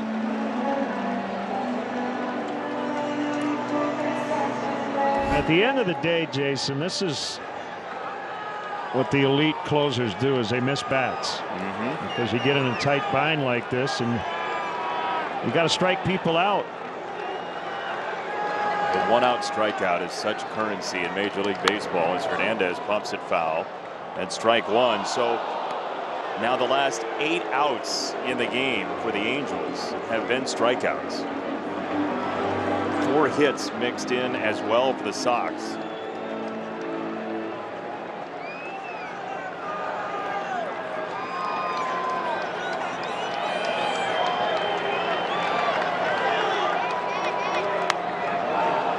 Two times in this game, the White Sox have had a leadoff double. Sheets in the 5th.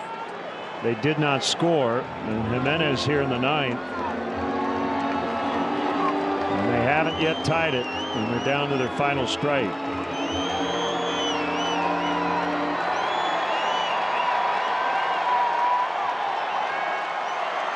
The changeup has been dazzling for Iglesias as a put-away pitch against lefties this year. Hernandez high in the air to left. Gosselin at the track makes the catch, and the Angels have snuck out of here tonight with a 3-2 victory as Hernandez leaves it maybe 8 or 9 steps away from the left field wall, with the Angels splitting the first 2 from the Sox. Well, you don't like coming up short. It was a step forward for Dallas Keuchel. Quality start. 6 innings, 2 runs. Chance to win a series behind Ronaldo Lopez tomorrow afternoon. It's a 1:10 start time. I will see you then. Sounds good. Always a pleasure. Yes, yes, indeed. Great to see you back here in the booth. And we will say farewell for our entire crew. Chris Withers is our producer. Andrew Blaustein is our director. Chris Kamka is our associate producer. Our entire wonderful crew. Joe Grube up here in the booth, our stage manager with his tracksuit on. He's Len Casper. I'm Jason Benetti. We say farewell, and we'll talk to you tomorrow on NBC Sports Chicago. For now, Subaru White Sox postgame live.